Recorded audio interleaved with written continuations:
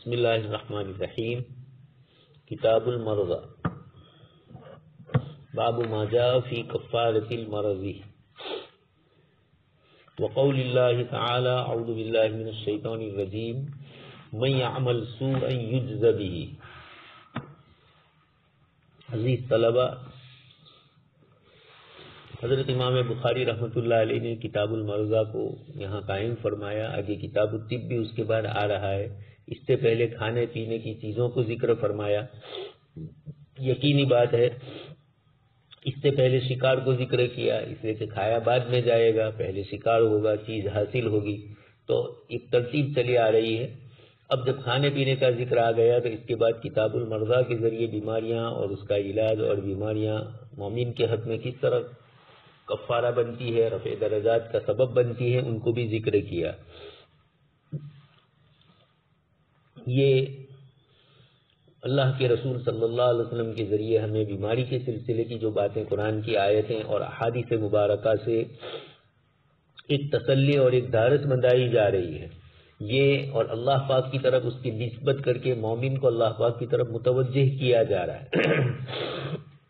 یہ حالانکہ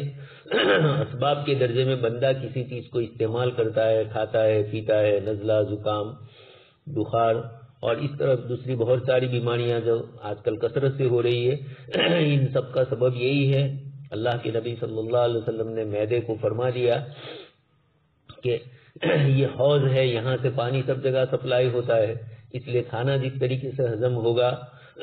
دانتوں کا کام آنتوں سے نہ لیا جائے، پہلے سے ہی دانت سے اچھی طرح چبا کر کھانا، اور یہ پوری جو ترتیب بتلائی. ظاہری اعتبار سے یہ سب عوارضات ہے، انسان کی طبیعت کو پیش آتے ہیں اور اس سے بیماریاں ہوتی ہے. چنانچہ خود نسبت بھی انسان کی طرف کی گئی. سیدنا ابراہیم علیہ الصلوۃ والسلام نے بہت شاندار انداز میں فرمایا وَإِذَا مَرِضْتُ فَهُوَ يَشْفِينِ. اس سے پہلے اللہ پاک یہ کرتے ہیں، اللہ پاک یہ کرتے ہیں، اور یہاں اپنی طرف نسبت فرما دی وَإِذَا مَرِضْتُ فَهُوَ يَشْفِينِ. جب میں بیمار ہوتا ہوں تو اللہ پاک شفا دیتے ہیں. یہ میں بیمار ہوتا ہوں، اپنی طرف نسبتیں کی جا رہی ہے. حالانکہ بیماری کی اصل نسبت تو اللہ پاک کی ذات عالی کی طرف بندوں کے فائدوں ہی کے لیے اللہ پاک نے بیماریاں بھی بھیجی ہے. لیکن چونکہ انسان برداشت نہیں کر سکتا، اس لیے دعائیں بھی سکھلائی، بیماریوں کا علاج بھی آپ صلی اللہ علیہ وسلم نے بتلایا. دنیاوی اعتبار سے تو یہ چیزیں بتلائی، اس کے ساتھ ساتھ اخروی اعتبار سے بیمار کے سلسلے کی جو باتیں ہیں وہ بھی آگے روایت میں ذکر کی جا رہی ہے. بیماری میں آدمی طبیعت کے اعتبار سے، ذہنی اعتبار سے کمزور ہو جاتا ہے، وہ اپنے آپ کو بے سہارا سمجھتا ہے. تو ایسوں کو سہارا دینے کے لیے روایتوں کے اندر مومنین کی فضیلت ذکر فرمائی، عیادت المریض ایک مستقل عنوان قائم فرمایا. اور اس طریقے سے خاص کر کے اس وقت کی جو کورونا کی بیماری ہے اور اس کے ذریعے جو لوگوں کو الگ تھلگ کر کے ذہنی طور پر بھی اذیتیں دی جاتی ہے، اللہ تبارک و تعالیٰ نے قرآن کریم میں یہ جو آیتیں ذکر فرمائی اور آگے روایتوں میں بھی جو کچھ آ رہا ہے، ان تمام کا حاصل یہی ہے کہ مومن جب اس قسم کے حالات میں ہو، بلکہ مومن کی بھی قید نہیں لگائی ہے، عیادت المریض کا جملہ فرمایا ہے. کچھ جگہوں پر مسلمان کا مسلمان پر حق یہ کہہ کر بتلایا. تو بیمار آدمی کو دو چار جملے آپ کی طرف سے اچھے نکل جائیں، اس کی عیادت کے لیے آپ پہنچے تو اس کو بہت خوشی ہوتی ہے. شریعت مطہرہ نے اس کو عبادت میں تبدیل کر دیا تاکہ ہم اس کو عبادت سمجھ کر بھی جائیں. رشتہ داری کی بنیاد پر تو جائیں گے ہی، لیکن عبادت سمجھ کر بھی جائیں کہ اللہ تبارک و تعالیٰ کی طرف سے مجھے میرے گناہوں کا کفارہ بھی ہوگا، میرے درجات بلند ہوں گے، اور خود بیمار آدمی کے بھی درجات بلند ہوں گے، ان کی دعائیں اللہ پاک کی طرف سے قبول ہوتی ہے. تو وہ دو چار جملے اگر ہمیں دعائیاں دے دے کہ اللہ پاک آپ کو یہ کرے وہ کرے، اس سے بھی بہت سارا فائدہ ہے. خیر، تو اسلامی شریعت نے ہمیں کسی موقع کے اوپر بے سہارا نہیں چھوڑا. تندرست ہے تب بھی ہزاروں قسم کی نصیحتیں فرمائی اور خیر کی چیزیں بتلائی، اور بیماری کے دنوں میں بھی بیمار کے لیے بھی، اس کی عادت کرنے والے کے لیے بھی، عام احوال کے اعتبار سے بھی مومنین کو مرض ایک تو ظاہری جسم کو لاحق ہوتا ہے، اور ایک مرض کا دوسرا تعلق باطن سے ہے. فی قلوبہم مرض، قرآن کریم نے جو ذکر فرمایا فیطمع الذی فی قلبہ مرض، لالچ رکھے گا، یہ روحانی اعتبار سے جو بیماری ہے اس کی طرف اشارہ فرمایا، یعنی منافقت اور اس طرح کی جو چیزیں ہیں ان کی طرف کتاب اللہ نے فرمایا. تو مریض دونوں قسم کے ہوتے ہیں. حضرت ابراہیم علیہ الصلوۃ والسلام انی سقیم جو جملہ فرمایا اسی کی طرف اشارہ ہے. امام بخاری رحمۃ اللہ علیہ نے ترجمہ قائم کیا ما جاء فی کفارۃ المریض، بیمار کے کفارے کے سلسلے میں جو چیزیں آپ صلی اللہ علیہ وسلم کی طرف سے اور قرآن کریم میں منقول ہے، امام بخاری رحمۃ اللہ علیہ اس کو ذکر فرماتے ہیں۔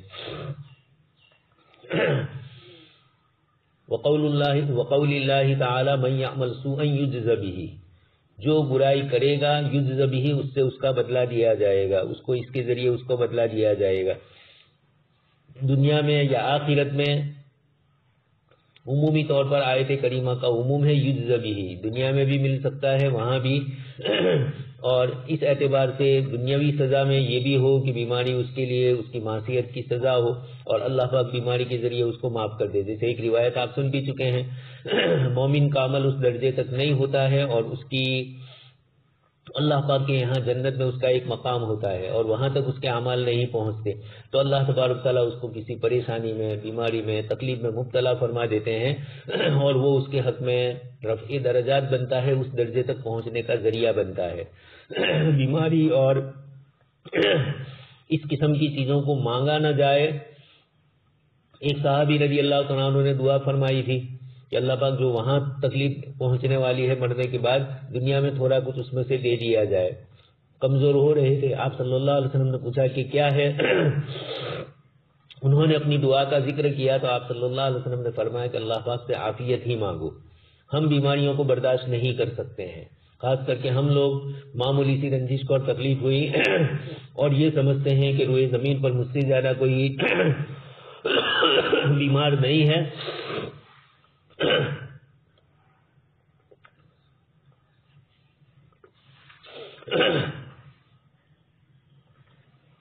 تو اللہ تبارک و تعالیٰ نے ایک آیت میں فرمایا لیس بامانیکم ولا امانی اہل الکتاب، نہ تمہاری تمناؤں کے اوپر دار و مدار ہے نہ اہل کتاب کی تمناؤں پر، من یعمل سوءا یجز بہ ولا یجد لہ من دون اللہ ولیا ولا نصیرا۔ یہ جو آیت کریمہ میں فرمایا من یعمل سوءا یجز بہ، اس کے ذریعے بتلایا، مفسرین نے فرمایا کہ امام بخاری رحمۃ اللہ علیہ اور محدثین نے بھی کہ حضرت امام بخاری رحمۃ اللہ علیہ سے اشارہ کرتے ہیں کہ یہ ہماری بیماریاں ہمارے گناہوں کے سبب سے ہوتی ہے اور اس کے ذریعے گناہوں کا کفارہ ہوتا ہے، صرف گناہوں کا سبب نہیں ہے، اس کے ساتھ ساتھ اللہ تبارک تعالیٰ کی طرف سے بیماریاں آتی ہے، تکلیفیں آتی ہے اور وہ آدمی کی اللہ پاک کی طرف سے کوئی نہ کوئی جو اس کی طرف سے اس کے لیے جو گناہ اس سے ہوئے اللہ تبارک تعالیٰ کی طرف سے اس کا کفارہ ہے۔ کچھ روایتوں میں ہے کہ جب یہ آیت کریمہ نازل ہوئی تو حضرت ابوبکر صدیق رضی اللہ تعالیٰ عنہ اور دوسرے صحابہ کرام پریشان ہو گئے کہ ہمارے ہر عمل کی سزا دی جائے گی، تو پھر اس کے بعد آپ صلی اللہ علیہ وسلم نے ان کو فرمایا کہ جی ہاں، دنیا میں تمہارے جسم میں کوئی مصیبت ہوگی، اس کے ذریعے بھی اللہ تبارک تعالیٰ تمہیں اذیت دے کر، یعنی یہ جو ظاہری اذیت کی شکل بن رہی ہے اور جو تمہیں تکلیف دے رہی ہے، یہ حقیقت میں تمہارے لیے اللہ پاک کی طرف سے بدلہ ہی ہے، یعنی اس کے ذریعے تمہارے گناہ معاف ہوتے ہیں۔ حضرت ابوبکر صدیق رضی اللہ تعالیٰ عنہ نے بھی فرمایا تو اللہ کے رسول صلی اللہ علیہ وسلم نے جواب میں فرمایا، یعنی انہوں نے کہا کہ اللہ کے نبی صلی اللہ علیہ وسلم اس آیت نے تو بتلا دیا من یعمل سوءا یجز بہ، تو آپ صلی اللہ علیہ وسلم نے جواب میں فرمایا کہ ابو بکر اللہ پاک آپ کی بخشش کرے، کیا آپ بیمار نہیں ہوتے ہو، آپ غمگین نہیں ہوتے ہو، بلکہ آج کل تو غم کی ایک نئی شکل ہے، کوئی چیز تکلیف اس وقت نہیں ہے لیکن کوئی چیز سوچی اور سوچ کر بھی آدمی غم میں مبتلا ہو جاتا ہے، اور آج کل کثرت سے اس قسم کی چیزیں سوچی جاتی ہے، چھوٹی چھوٹی چیزوں کے اوپر لوگ بہت غور و فکر کرتے ہیں، فلاں نے میرے ساتھ ایسا کیا، یہ ہوا وہ ہوا، اور عجیب و غریب دور دور کے آدمی سوچتا ہے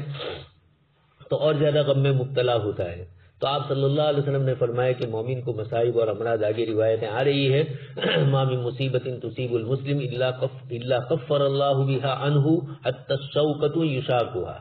کانٹا بھی اگر مومن کو چبھتا ہے تو اس کا بھی بدلہ دیا جائے گا۔ ایک اور روایت میں آپ صلی اللہ علیہ وسلم نے فرمایا کہ کبھی کبھار آدمی دو جیب میں سے کسی ایک جیب کے اندر یا کسی ایک جگہ پر کوئی چیز رکھی ہوئی ہے اور وہ دوسری جگہ تلاش کرتا ہے اور نہیں ملتی ہے تو پریشان ہوتا ہے، تو فرمایا کہ یہ جو پریشانی پیش آئی، اب وہ چیز گھر میں ہے اور وہ دوسری جگہ تلاش کرتا ہے، آفس وغیرہ میں کام کاج کی جگہ پر یا وہاں ہے اور گھر پہ تلاش کرتا ہے، کتابوں کا کبھی کبھار اس طرح ہوتا ہے اور دوسری چیزوں کے متعلق، تو اللہ کے رسول صلی اللہ علیہ وسلم فرماتے کہ یہ تھوڑی دیر کے لیے جو غم آیا، جیب میں ہاتھ ڈالا چابی نہیں مل رہی ہے گاڑی کی، اور اب آدمی پریشان ہے، دوسری جیب میں ڈالا، دوسری جیب میں سے نکلی. یہ تھوڑی دیر کے لیے، چند لمحوں کے لیے، چند سیکنڈوں کے لیے جو اس طرح کی تکلیف ہوئی، اس پر بھی اللہ تبارک تعالیٰ کی طرف سے اچھا بدلہ اس کو ملتا ہے، یعنی گناہوں کا کفارہ بھی ہوتا ہے اور رفع درجات بھی. بزرگوں نے اس کو فرمایا کہ جب گناہوں کا کفارہ ہوتا ہے کسی کے لیے، یعنی گناہ کی وجہ سے کوئی تکلیف آتی ہے اور وہ اس کے لیے کفارہ بنتی ہے، یہ جو تکلیف آتی ہے تو اس وقت اس کو بے چینی ہوتی ہے. بے چینی یہ دلیل ہے کہ یہ رفع درجات کے لیے نہیں ہے، بلکہ اس کے گناہوں کے کفارے کے لیے. مانگا نہ جائے لیکن اللہ تبارک تعالیٰ سے صلی اللہ العافیہ ہی ہے. اور دوسری شکل جو بنتی ہے جس کے اندر رفع درجات ہوتے ہیں، تو آدمی پر مصیبت تو ہوتی ہے لیکن وہ پرسکون ہوتا ہے. بہت سے اللہ کے بندوں کو دیکھا ہم نے، بڑی سے بڑی تکلیف اور مصیبت، لیکن اس موقع پر بھی سکون کے ساتھ ہوتے ہیں، رجوع اللہ میں. اور ان کو مزید، جیسے حضرت عمران بن حسین رضی اللہ تعالیٰ عنہ 32 سال تک آپ کو بیماری رہی، فورا رہا، اور فرشتے آپ کی ملاقات کے لیے آ رہے ہیں. جب بھی لوگ آپ سے ملتے تو حساس و بساس ہی نظر آتے. یہ اللہ تبارک تعالیٰ کی طرف سے اپنے نیک بندوں کو اس طریقے سے بھی نوازا جاتا ہے. خیر، آگے روایت سنی چکے، مصیبت تصیب المسلم، کوئی بھی مصیبت چھوٹی بڑی جتنی بھی ہے، اللہ پاک اس کے ذریعے گناہوں کو معاف فرما دیتے ہیں. اور حتی الشوکہ، معمولی سا کانٹا چبھ جائے تب بھی اس کے متعلق آپ صلی اللہ علیہ وسلم نے یہی فرمایا. آگے اس کے بعد والی روایت کے اندر حضرت ابو سعید خدری رضی اللہ تعالیٰ عنہ اور ابو ہریرہ رضی اللہ تعالیٰ عنہ نقل فرماتے ہیں، ما یصیب المسلم من نصب ولا وصب ولا ہم ولا حزن ولا اذن ولا غم حتی الشوکۃ یشاکھها، حتی الشوکۃ، حتی الشوکۃ اور حتی الشوکۃ، تینوں اعراب اس کے اندر دیے گئے ہیں، الگ الگ اس کی تعبیرات نحوی اعتبار سے کرتے ہوئے، مرفوع منصوب مجرور سمجھتے ہوئے. الا کفر اللہ بها من خطاياه، مگر اللہ تبارک تعالیٰ اس کی گناہوں سے اس کو مٹا دیتے ہیں، یعنی کفارہ ہو جاتا ہے، اللہ پاک مٹا دیتے ہیں اس کے لیے، اس کے ذریعے اس کے گناہوں کو. نصب اس کا معنی تھکاوٹ ہوتی ہے، اور وصب اس کا معنی بیماری ہے. مرض وصب لفظی اعتبار سے بھی دونوں، وزن کے اعتبار سے بھی ایک اور معنی کے اعتبار سے بھی ایک. کچھ حضرات نے کہا کہ بیماری لازم کو کہا جاتا ہے اور یہ متعدی مفہوم ہے. ولا ہم ولا حزن ولا حزن، ہم اور حزن یہ باطنی بیماریاں ہیں، یعنی نفس کو پیش آنے والی. اگرچہ ظاہری بیماریاں اس کا سبب ہو سکتی ہے، لیکن یہ جو لاحق ہو رہی ہے یہ ظاہری جسم کو لاحق نہیں ہو رہی، اندر قلب کو لاحق ہو رہی. ولا اذن، اسی طرح اذن بھی عام ہے ان تمام سے، اس لیے کہ ہر ایک کے اندر اذا کا مفہوم ہے. حاصل یہ ہے کہ آپ صلی اللہ علیہ وسلم کے کلام میں یہ چند عبارتیں استعمال کر کے، وصب ولا ہم ولا حزن ولا اذن ولا غم، یہ چند کلمات استعمال کر کے روئے زمین پر ہونے والی ظاہری باطنی ہر اعتبار کی جتنی بھی تکلیف اور مصائب ہو سکتی ہے، ان تمام کو آپ صلی اللہ علیہ وسلم نے شریک کر دیا. جسم کو لاحق ہو رہی ہو، مال کو لاحق ہو رہی ہو، عزت و آبرو کو لاحق ہو رہی ہو، آدمی کو ذہنی طور پر قلبی اور اذیت ہو، ماضی میں ہوئی ہو، مستقبل میں ہونے کے خطرات ہیں، اس قسم کی جتنی بھی شکلیں ہیں ان تمام کو آپ صلی اللہ علیہ وسلم نے گھیر لیا. یہ آپ کی جوامع الکلم، اور آپ صلی اللہ علیہ وسلم کا ہر قسم کی اس طرح کی چیزوں کو شریک کر لینا، حتی الشوکۃ کے ذریعے ایک مثال بھی دی آپ صلی اللہ علیہ وسلم نے. آگے اس کے بعد والی روایت، مثل المؤمن کالخامۃ من الزرع تفیئها الريح مرۃ وتعدلها مرۃ ومثل المنافق كالارض لا تزال حتى يكون انجعافها مرۃ واحدۃ. اس روایت میں بھی بہت شاندار انداز کے اوپر آپ صلی اللہ علیہ وسلم نے مومن اور مسلمان کو بتلایا کہ تمہارے اوپر آنے والی مصیبتیں، تکلیفیں، پریشانیاں، اس کو کوئی بہت زیادہ بڑی نہ سمجھی جائے، اس کو ایک مثال دے کر آپ صلی اللہ علیہ وسلم نے سمجھایا. مثل المؤمن کالخامۃ من الزرع، مومن کی مثال کھیتی کے پودے کی طرح. ایک تو بڑے بڑے درخت ہوتے ہیں اونچے اور بڑے وسیع و عریض، جیسے آپ پرانے درختوں کو دیکھ رہے ہیں، اور ایک کھیتی ہوتی ہے 2-4 مہینے کے لیے اور پھر اس کے بعد ختم. آپ دیکھ رہے ہیں سردی کے دنوں کے آخر کے اندر یہ کھیتیوں میں سے کچھ چیزیں تو نکالی. اس سال تو چونکہ بارش تھوڑی لیٹ بن ہوئی اس لیے کھیتی باڑی میں، باقی عمومی طور پر یہ ہوتا ہے کہ سردی کے دنوں میں کھیتی باڑی میں سب پھر سبزی اور شادابی آ جاتی ہے، اور سردی کے ختم ہوتے تھے پہلے کھیتی میں لوگ لے بھی لیتے ہیں مال وغیرہ عمومی طور پر. بتلانا یہ ہے، حدیث شریف نے فرمایا کہ ایک تو درخت ہوتا ہے جو مضبوط اور قداور ہوتا ہے، اور ایک پودے ہوتے ہیں تور کے، کپاس کے اور اس طریقے کی دوسری جتنی بھی سبزیاں اور کھیتیاں ہمارے یہاں ہوتی ہے، نیچے گیہوں کی ہے اور اسی طریقے سے جواری ہے، چنے ہیں، اس طرح کے جتنے بھی چھوٹے چھوٹے ہیں اور تھوڑے بڑے بھی پودے ہیں، وہ ہوا جب آتی ہے تو ہوا جس طرف ان کو لے جاتی ہے جاتے ہیں، ادھر بھی جاتی ہے ادھر بھی جاتے ہیں، اور پھر اس کے بعد جب ہوا رک جاتی ہے تو پھر یہ اپنی جگہ پر ہوتے ہیں، یعنی ہوا سے ٹکر نہیں لے رہے ہیں بلکہ ہوا کے روپ میں وہ اپنے آپ کو ڈال دیتے ہیں، تو اس کے ذریعے فائدہ ہوتا ہے کہ وہ اپنی جگہ پر باقی رہتے ہیں۔ اللہ کے رسول صلی اللہ علیہ وسلم نے مومنین اور مسلمانوں کو مثالیں دے کر بتلایا کہ مومن اور مسلمان اس طریقے سے ہوتا ہے کہ آنے والی جو مصیبت ہوتی ہے اس مصیبت سے وہ بہت زیادہ گھبراتا نہیں ہے، وہ اپنے آپ کو اس مصیبت کے مطابق ڈھال لیتا ہے اور اس کے ذریعے اپنے آپ کو راحت پہنچاتا ہے۔ مومن کے اوپر ایک تو یہ بھی اشارہ کر دیا کہ مومن پر آفتیں اور مصیبتیں آتی رہتی ہے، تندرستی، بیماریاں، اپنی اپنی اولاد کی، گھر والوں کی، کبھی خوشی کبھی غمی، معمولی سی کوئی چیز آ گئی غم لاحق ہو گیا، کبھی خوشی ہو گئی، اس طریقے سے یہ جو سبزہ ہوا کے اندر ادھر سے ادھر گھومتا ہے، مومن بھی ان مختلف مصائب کو برداشت کرنے کے لیے ایسا ہوتا ہے کہ وہ اس کو اپنے آپ کو اس حال کے مطابق ڈال لیتا ہے۔ پہلے سے دار دنیا کو یہ سمجھ لیتا ہے کہ یہاں بیماریاں، تکلیفیں، پریشانیاں یہ سب آئے گی۔ جب یہ پہلے سے سمجھ لیتا ہے یا معلوم ہے کہ بیماری آنے والی ہے، اس طریقے سے جب سمجھ لیتا ہے تو یا کوئی مصیبت آئی تو مصیبتیں تو رات دن آتی رہتی ہے، کچھ نہ کچھ، چھوٹے بچے سے لے کر بڑی عمر کے آدمی تک۔ اب مومن یہ سمجھتا ہے کہ میرا اللہ کی طرف سے ہے اور اس میں میرے لیے گناہوں کا کفارہ ہے یا رفع درجات ہے، تو مانگے گا تو نہیں، لیکن جب آئے گا یہ مہمان تو اللہ تبارک و تعالیٰ کا مہمان سمجھ کر اس کے ساتھ اس طرح رہے گا، یعنی گویا اپنے آپ کو اس کے موافق کر دے گا، ہر گھڑی اور ہر لمحے سوچے گا نہیں۔ جیسے بہت سے لوگ ہوتے ہیں، معمولی سا زکام یا معمولی سی تکلیف ہوتی ہے تو یہ سمجھتے ہیں کہ اب دنیا میں نہیں رہیں گے، آہو آویلا کرتے ہیں۔ مومن اس طرح نہیں کرتا ہے، مومن ان مصیبتوں کے مطابق اپنے آپ کو ڈھال دیتا ہے۔ دنیا کی زندگی ہے، چکر ہے، بس اس میں یہ چیزیں آتی رہے گی، بیماری آئے گی، تکلیف آئے گی۔ اقبال نے جیسے کہا، نزلہ، زکام، کھانسی قومی نشان ہمارا، ہندوستان پاکستان بر صغیر کا یہ قومی نشان ہے، یہاں کے حالات اور یہاں کی موسم کے اعتبار سے، گرمی بھی سخت پڑے، ٹھنڈی بھی پڑ جائے، اس طریقے سے بارش کا بھی مسئلہ، تو یہ اور اسی طرح انسانی جسم کو لاحق ہونے والی، سواریوں سے لاحق ہونے والی تکلیفیں، مصیبتیں، بدن میں کہیں نہ کہیں معمولی سی چمڑی چھل گئی، اس پر بھی کوئی پھوڑا پھنسا ہوا، کوئی اور زخم ہوا، رات دن اس طریقے سے، چھوٹے بچے ہیں گر گئے اور کچھ نہ کچھ چوٹ آئی، یہ ایک اللہ پاک نے نظام رکھا ہے۔ تو مومن اس نظام کے مطابق اپنے آپ کو ڈال دیتا ہے، یعنی یہ تسلی دیتا ہے اپنے آپ کو کہ اس میں کیا ہوا، اللہ پاک نے جب یہ چیزیں رکھی ہے اور کسی اور نے نہیں دی ہے، اللہ پاک کی طرف سے یہ آئی ہے۔ کبھی اپنی بے وقوفی اور اپنی کبھی بھول کی وجہ سے ہو تو اس کا تو احساس کیا جائے، ہر وقت یہ نہ کہا جائے کہ اللہ پاک کی طرف سے آئی۔ کچھ ظاہری اسباب کے درجے میں کچھ چیزوں کو اللہ پاک نے رکھا ہے کہ ان کو اس طرح کریں تو یہ اس طرح ہوتے ہیں، تو ان اسباب سے بچنے کا کتاب و سنت میں بھی حکم دیا۔ کتاب الطب کے اندر مستقل بیماریوں کے متعلق فرمایا اور دوسری چیزوں کے متعلق بھی فرمایا، معاملات کے مسائل بھی، پورا کتاب البیوع کا منشا ہی ہے کہ آپس میں اختلافات نہ ہو، اور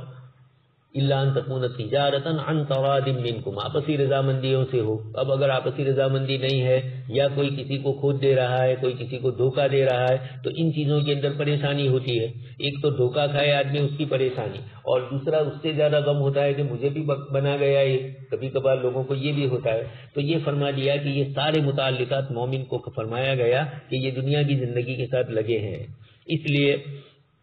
مومن کچھ نہ کچھ اس کو تکلیفیں آتی رہے گی۔ منافق دنیا کے اندر اللہ پاک اس کو تندرست رکھتے ہیں، تعجبہم، آپ سن ہی چکے ہیں، وَإِذَا رَأَيْتَهُمْ تُعْجِبُكَ أَجْسَامُهُمْ، اللہ پاک خود فرماتے ہیں منافقین کے متعلق اور اسی طریقے سے کفروں کے متعلق، وہ خوب تندرست رہتے ہیں، ان کو دنیا کی زندگی کے اندر آپ دیکھ رہے ہیں جو اسلام دشمنی میں 24 گھنٹے لگے ہوئے ہیں، لیکن پھر بھی ظاہری اعتبار سے ہم لوگ کچھ نہ کچھ تکلیف اور بیماریوں میں، لیکن ان کو دیکھیں کہ ہر وقت مستن، تو یہ دنیا کی زندگی ان کے لیے سب کچھ ہے، اس لیے دنیا میں ان کو ایسا رکھا جاتا ہے، اور پھر ہمیشہ کی زندگی آئے گی تو پھر وہ مسئلہ نہیں رہے گا ان کو، ان کی اچانک موت آئے گی اور اچانک خاتمے کے بعد پھر آخرت کی نعمتوں میں ان کو کوئی حصہ نہیں ملے گا۔ کچھ حضرات نے فرمایا کہ مومن پر جب مصیبتیں آتی ہے تو اللہ کے رحم و کرم سے وہ مایوس نہیں ہوتا ہے، وہ صبر کرتا ہے اور اجر کا امیدوار ہوتا ہے۔ بہت سے مومنین کو دیکھا ہم نے، سیدھے سادے بھولے بالے ہیں، لیکن تکلیف ہوئی تو پوچھے تو کہا الحمدللہ، کوئی آہو آویلا نہیں کرتے ہیں۔ اور کچھ لوگ ہوتے ہیں لکھنؤ کے نوابوں کی بیگموں کی طرح کہ تکلیف ان کو ابھی آئی نہیں، اس سے پہلے اس سے وہ غمگین اور پریشان ہو رہے ہیں، گولی ابھی حکیم صاحب نے دی نہیں، اس سے پہلے اس کے گلے میں کرواہٹ محسوس ہو رہی ہے۔ تو کچھ لوگ ایسے ہوں مصیبت آئی نہیں، اس سے پہلے اس کی سوچ کر بھی اس طرح ہوتے ہیں۔ تو مومن ایسا نہیں ہوتا ہے، یعنی مومن کو ایسا ہونا چاہیے کہ صبر اور شکر کے ساتھ رہے، آنے والی مصیبتوں کے اوپر صبر کرے۔ منافق کا یہ حال نہیں ہوتا ہے، وہ اللہ کی رحمت سے مایوس ہوتا ہے، اس مایوسی اور غم کے اندر ہی وہ پریشان رہتا ہے۔ تو یہ مومن اور منافق کی عمومی اعتبار سے مثال دی گئی۔ کبھی کبھار کسی مومن کے یعنی کچھ لوگوں کا مزاج یہ بھی ہوتا ہے، جیسے میں نے ابھی کہا کہ معمولی سے تکلیف ہوئی اس کو بہت بڑی سمجھ لیتے ہیں۔ خیر، تو دونوں کو تشبیہ دے کر بتلایا کہ مومن کی اور منافق کی دونوں کا حال یہ ہوتا ہے، کل خامتی، پودا اگنے والا، یعنی وہ جو 1 مہینے 2 مہینے 3-4 مہینے رہنے والا ہوتا ہے، اور درخت ہوتے ہیں جو مضبوط ہوتے ہیں، قداور ہوتے ہیں۔ تو حدیث شریف میں یہ فرمایا گیا، کمثل السنبلۃ بھی فرمایا،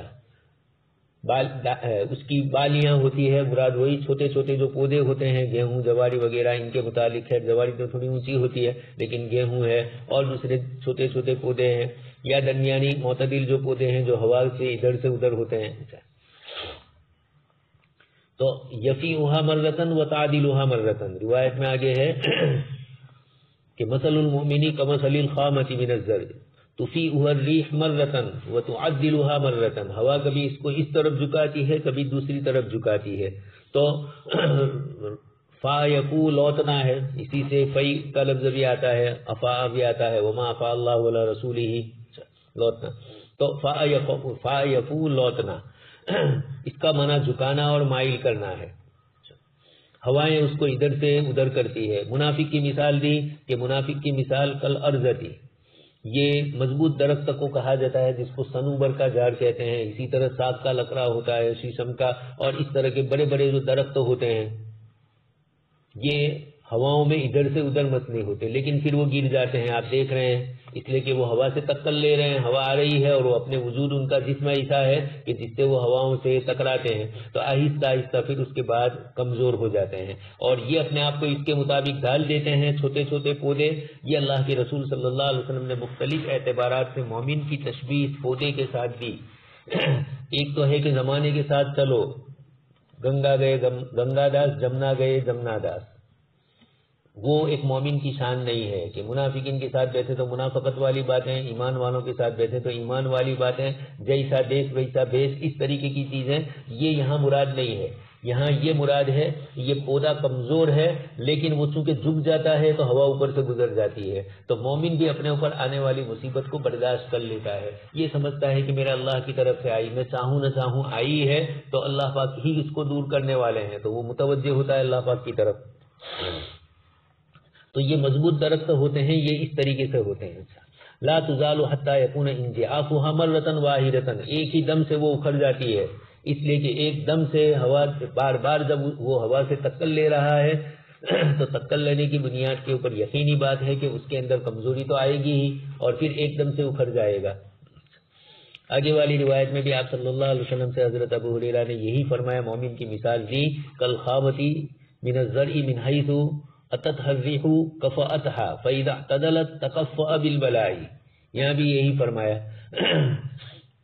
مومن کا یہی حال ہوتا ہے۔ ابو ہریرہ رضی اللہ تعالیٰ عنہ فرماتے ہیں، ہرے بڑے کھیت کی طرح نرم پودے کی مانند ہے، ہوا آئی تو جھک گیا اور ہوا رکی تو سیدھا ہو گیا، یہ اللہ پاک نے اس نظام ہی اس کا رکھا ہے، تو مصیبتوں سے بچ گیا وہ، اس لیے کہ یہ اس طریقے سے ہو گیا تو تکفؤ بالبلاء، مصیبت اور تکلیف سے اللہ تبارک و تعالیٰ نے تقلب ادھر ادھر ہو گیا۔ والفاجر کالارض سما معتدلۃ حتی یقسمها اللہ اذا شاء، اور اس کے مقابلے کے اندر منافق کی مثال دی کہ مضبوط شمشاد اور صنوبر کے درختوں کی طرح ہے، جھکتا ہی نہیں ہے، جب اللہ پاک چاہتے ہیں تو پھر اس کو جڑ سے اکھیڑ دیتے ہیں۔ یہ اپنے آپ کو توبہ کی طرف، استغفار کی طرف متوجہ نہیں کر رہے ہیں، اپنے گناہوں میں ہی مبتلا رہتے ہیں، تو اچانک حتی اذا اخذت، قرآن کریم کی کئی آیتوں میں ذکر فرمایا اللہ پاک کی طرف سے نعمتوں میں ڈھیل دی جاتی ہے اور وہ یہ سمجھتا ہے کہ اب مجھے ہمیشہ کے لیے یہ چیزیں ملتی رہے گی، اور پھر اچانک اللہ تبارک و تعالیٰ کی طرف سے فقطع دابر القوم الکافرین، اللہ پاک ختم فرما دیتے ہیں۔ ان روایتوں میں بھی یہی فرمایا۔ آگے من یرید اللہ بہ خیرا یصب منہ، اور یصب بھی ہے، اللہ تبارک و تعالیٰ جس کسی مومن کے ساتھ چاہتے ہیں دنیا اور آخرت کی بلائی تو اسے کسی مصیبت میں مبتلا کرتے ہیں۔ خیر الامثل فالامثل، انبیاء کرام علیہ الصلوۃ والسلام اشد البلاء،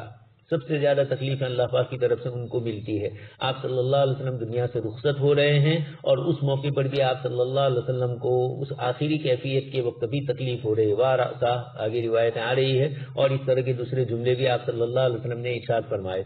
تو اللہ تبارک تعالیٰ اس کی طرف سے بلائی کا ارادہ کرتے ہیں تو بندے کے ساتھ اللہ پاک کی طرف سے یصب منہ، یصب بھی ہے نہ یصب بھی ہے، اللہ پاک کی طرف سے ضمیر مستتر فاعل اس کو سمجھا جائے، اللہ پاک کی طرف لوٹ رہی ہے، اور منہ کی ضمیر من یرید اللہ میں من کی طرف راجع، اللہ پاک جس کے ساتھ چاہتے ہیں اللہ پاک اس کو مصیبت میں مبتلا کرتے ہیں۔ اور دوسرا یصب مجہول ہے، مفہوم دونوں کا ایک ہی نکلے گا اللہ پاک کی طرف سے، لیکن نسبت سیدھی اللہ پاک کی طرف نہیں ہوگی، اس لیے علماء کرام نے مجہول کے سیدھے کو زیادہ پسند فرمایا ہے۔ آپ سن ہی چکے ہیں وَإِذَا مَرِضْتُ فَهُوَ يَشْفِينِ، اور اسی طرح فَأَرَدْنَا أَن يُبْدِلَنَا اور فَأَرَادَ رَبُّكَ، اللہ پاک کی طرف اچھی چیز ہوتی ہے، اچھی نسبت ہوتی ہے تو اللہ پاک کی طرف کی جاتی ہے، اور ظاہری نسبت اچھی نہیں لگتی ہے تو اس کو بندے کی طرف منسوب کیا جاتا ہے۔ تو اس روایت میں بھی اس کی طرف اشارہ فرمایا، شدت المرض، بیماری کی شدت، یعنی کبھی کبھار بیماری کی شدت بھی ہو جاتی ہے تو یہ اللہ تبارک تعالیٰ سے قرب کا ذریعہ ہوتا ہے۔ روایتوں میں یہی اسی چیز کی طرف اشارہ فرمایا۔ پہلی روایت کے اندر ارشاد فرمایا حضرت عائشہ رضی اللہ تعالیٰ عنہ نے قالت ما رأیت احدا الوجع علیہ اشد من رسول اللہ، اللہ کے رسول صلی اللہ علیہ وسلم کی بیماری میں آپ پر جتنی سختی آئی میں نے اور دوسروں پر اتنی سختی نہیں دیکھی۔ یہ حضرت عائشہ رضی اللہ تعالیٰ عنہ فرماتی ہے یہ اللہ تبارک تعالیٰ کی طرف سے اپنے نبیوں کا بھی امتحان، یہ وہاں تو محبت کی دنیا ہے، اور جب محبت کی دنیا ہوتی ہے تو فارسی میں مثل مشہور ہے، عشق کہ عشق ہے اور بے شمار بدگمانیاں بھی اس کے ساتھ ہوتی ہے، ذرا کچھ ادھر ادھر ہوا کہا کہ یہ ہم سے نہیں ہے، یہ ہمارے ساتھ تعلق نہیں رکھ رہا ہے، تو اللہ تبارک و تعالیٰ اپنے نیک اور صالح بندوں کو، ابراہیم علیہ السلام نماز میں ہے، اتفاق سے حضرت اسماعیل کی طرف نظر پڑی اور محبت کا رجحان ہلکا سا اس طرف ہوا اور ایک لمبی مدت کے بعد اولاد ملی ہے، لیکن اللہ پاک کو وہی محبت کی دنیا ہے، اللہ پاک نے فوراً اس کے بعد اسماعیل علیہ السلام کے لیے ذبح کا مسئلہ کھڑا کیا، اور ابراہیم علیہ السلام اس امتحان میں بھی کامیاب ہوئے۔ وَإِبْرَاهِيمَ الَّذِي وَفَّى وَإِذِ ابْتَلَىٰ إِبْرَاهِيمَ رَبُّهُ بِكَلِمَاتٍ فَأَتَمَّهُنَّ، سیدنا یعقوب علیہ السلام نے بھی حضرت یوسف علیہ السلام کے ساتھ وہی محبت تھوڑی کچھ تھی لے لیا، پھر بنیامین کی طرف منتقل ہوئی تو اس کو بھی اٹھا لیا۔ حضرت مولانا یعقوب نانوتوی رحمۃ اللہ علیہ کے محتمم کپڑا سکھانے کے لیے رکھا آپ نے اور تھوڑی دیر کے بعد بارش ہوئی، پھر اٹھا لیا،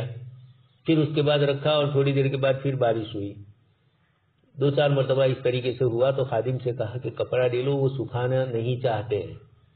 ایک دم خادم کی سمجھ میں بھی نہیں آیا، تو پھر اس کے بعد فرمایا کہ وہی اللہ سے تعلق تھا کہ اللہ تبارک تعالیٰ اس طرح بھی امتحان لیتے ہیں۔ ہم لوگ تو ایسے موقع کے اوپر کچھ نہ کچھ زبان سے کچھ ایسی باتیں کہہ دیتے ہیں جو اللہ کو ناراض کرنے والی، لیکن وہ محبت کے امتحانات ہوتے ہیں، امتحانات میں کامیابی بعد میں ہوتی ہے، امتحان پہلے لیا جاتا ہے اور پھر اس کے بعد عشق اور محبت کے اندر کمال بتلایا جاتا ہے۔ تو اللہ تبارک تعالیٰ اپنے نیک اور صالح بندوں کے ساتھ اس طریقے سے امتحانات لیتے ہیں اور وہ امتحانات کے اندر مکمل اترتے ہیں۔ تو یہی حضرت عائشہ رضی اللہ تعالیٰ عنہ فرمانا چاہتی ہے، آپ یعنی مصیبت اور تکلیف اگر کسی گناہ کا سبب ہے تو نعوذ باللہ اللہ کے رسول صلی اللہ علیہ وسلم کو میں نے دیکھا کہ آپ صلی اللہ علیہ وسلم پر بھی آئی ہے، تو معلوم یہ ہوا کہ ہر ایک کا الگ الگ حال ہے۔ اس کا یہ مطلب بھی نہیں کہ ہم پر تھوڑی کچھ مصیبت آئے تو ہم یہ سمجھے کہ ہم بھی رفع درجات والے ہیں یا ہم بھی انبیاء کرام علیہ السلام کے درجے میں۔ ہماری تکلیف اور ہماری مصیبت اور ہمارے اعمال صالحہ ان کے درمیان اور نبیوں کے اعمال کے درمیان فرق ہوتا ہے۔ ان کی ہر وقت توجہ اللہ پاک کی طرف ہوتی ہے، وہ آخرت ہی کے لوگ ہیں، دنیا میں بھیج دیے گئے ہیں، اور ہم دنیا والے ہیں جو ایمان کی شکل میں آخرت والے بنائے گئے ہیں۔ آگے اس کے بعد والی روایت حضرت عبداللہ رضی اللہ تعالیٰ عنہ فرماتے ہیں، عبداللہ ابن مسعود کہ میں آپ صلی اللہ علیہ وسلم کی خدمت میں آیا، پھر مرض ہی آپ کی بیماری کے ایام میں، وہو یعق وعقا شدیدا، اور آپ صلی اللہ علیہ وسلم کو سخت بخار تھا، سخت تکلیف تھی.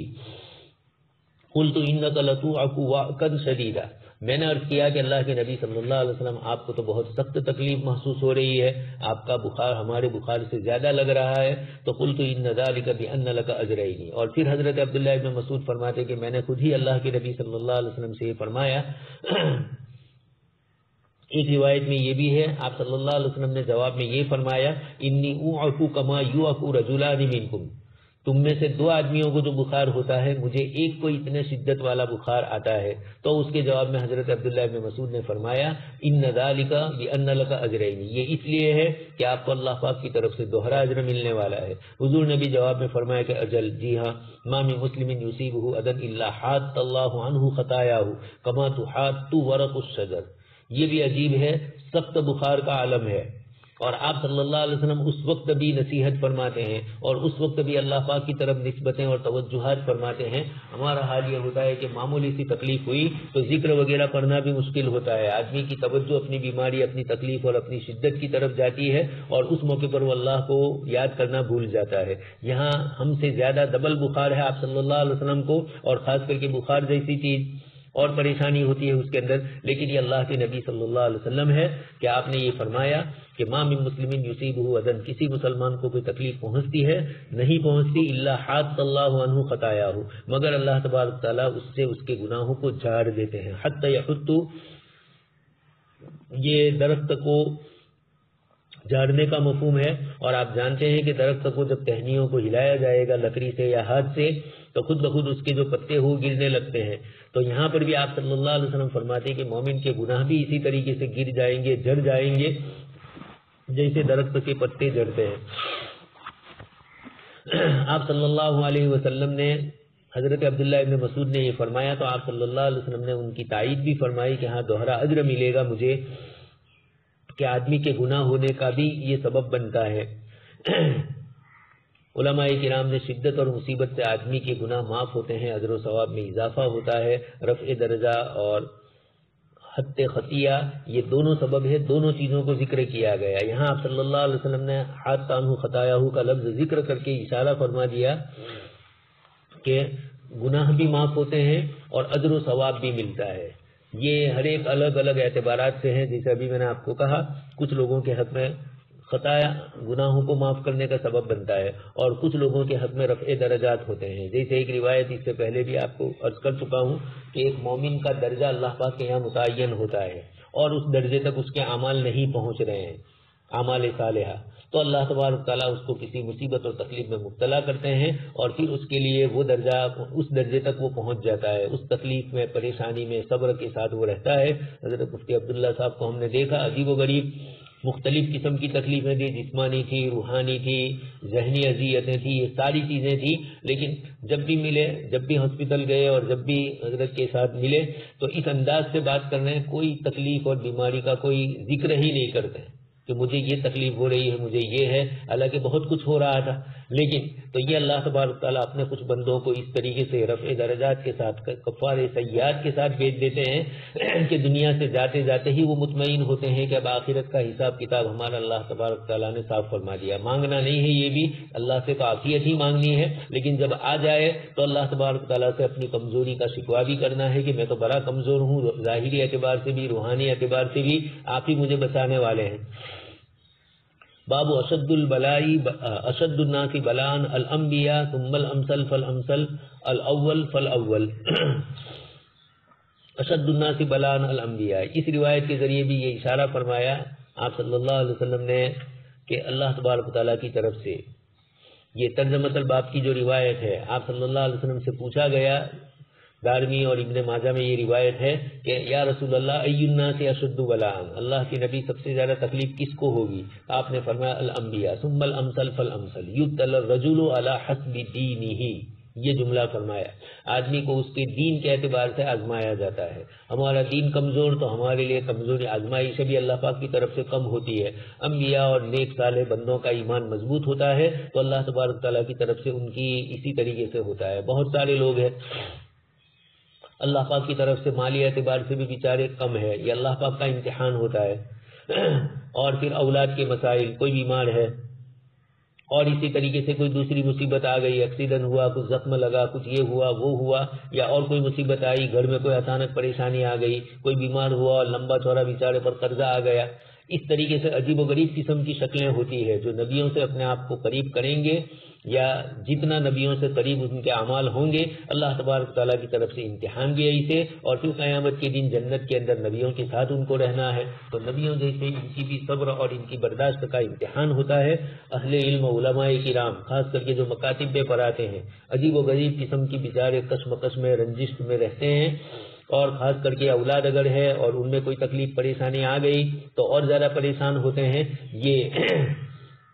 اللہ پاک کی طرف سے دنیا میں ہی امتحان لے لیا جاتا ہے۔ اب ہم لوگ ان امتحانات میں تو نہیں اتر سکتے ہیں جو انبیاء کرام اور دوسرے اللہ کے نیک صالح بندوں کے ہوئے، تو اللہ پاک کی طرف سے یہ امتحانات، معمولی سی تنخواہ متولی کا مسلط ہونا، مسلموں کی طرف سے خواہ مخواہ کی تکلیفیں اور رنجش کے۔ ایک مرتبہ میں ہمارے یہاں گیا مسجد میں جمعہ کے دن، تو ایک صاحب آئے اور انہوں نے مجھے کہا کہ یہ مؤذنین صاف نہیں کرتے ہیں، صفائی نہیں کرتے ہیں، اور دوسرے ایک صاحب تھے وہ کچھ نہ کچھ راستے میں سے کچرا لے لیتے تھے، تو کہا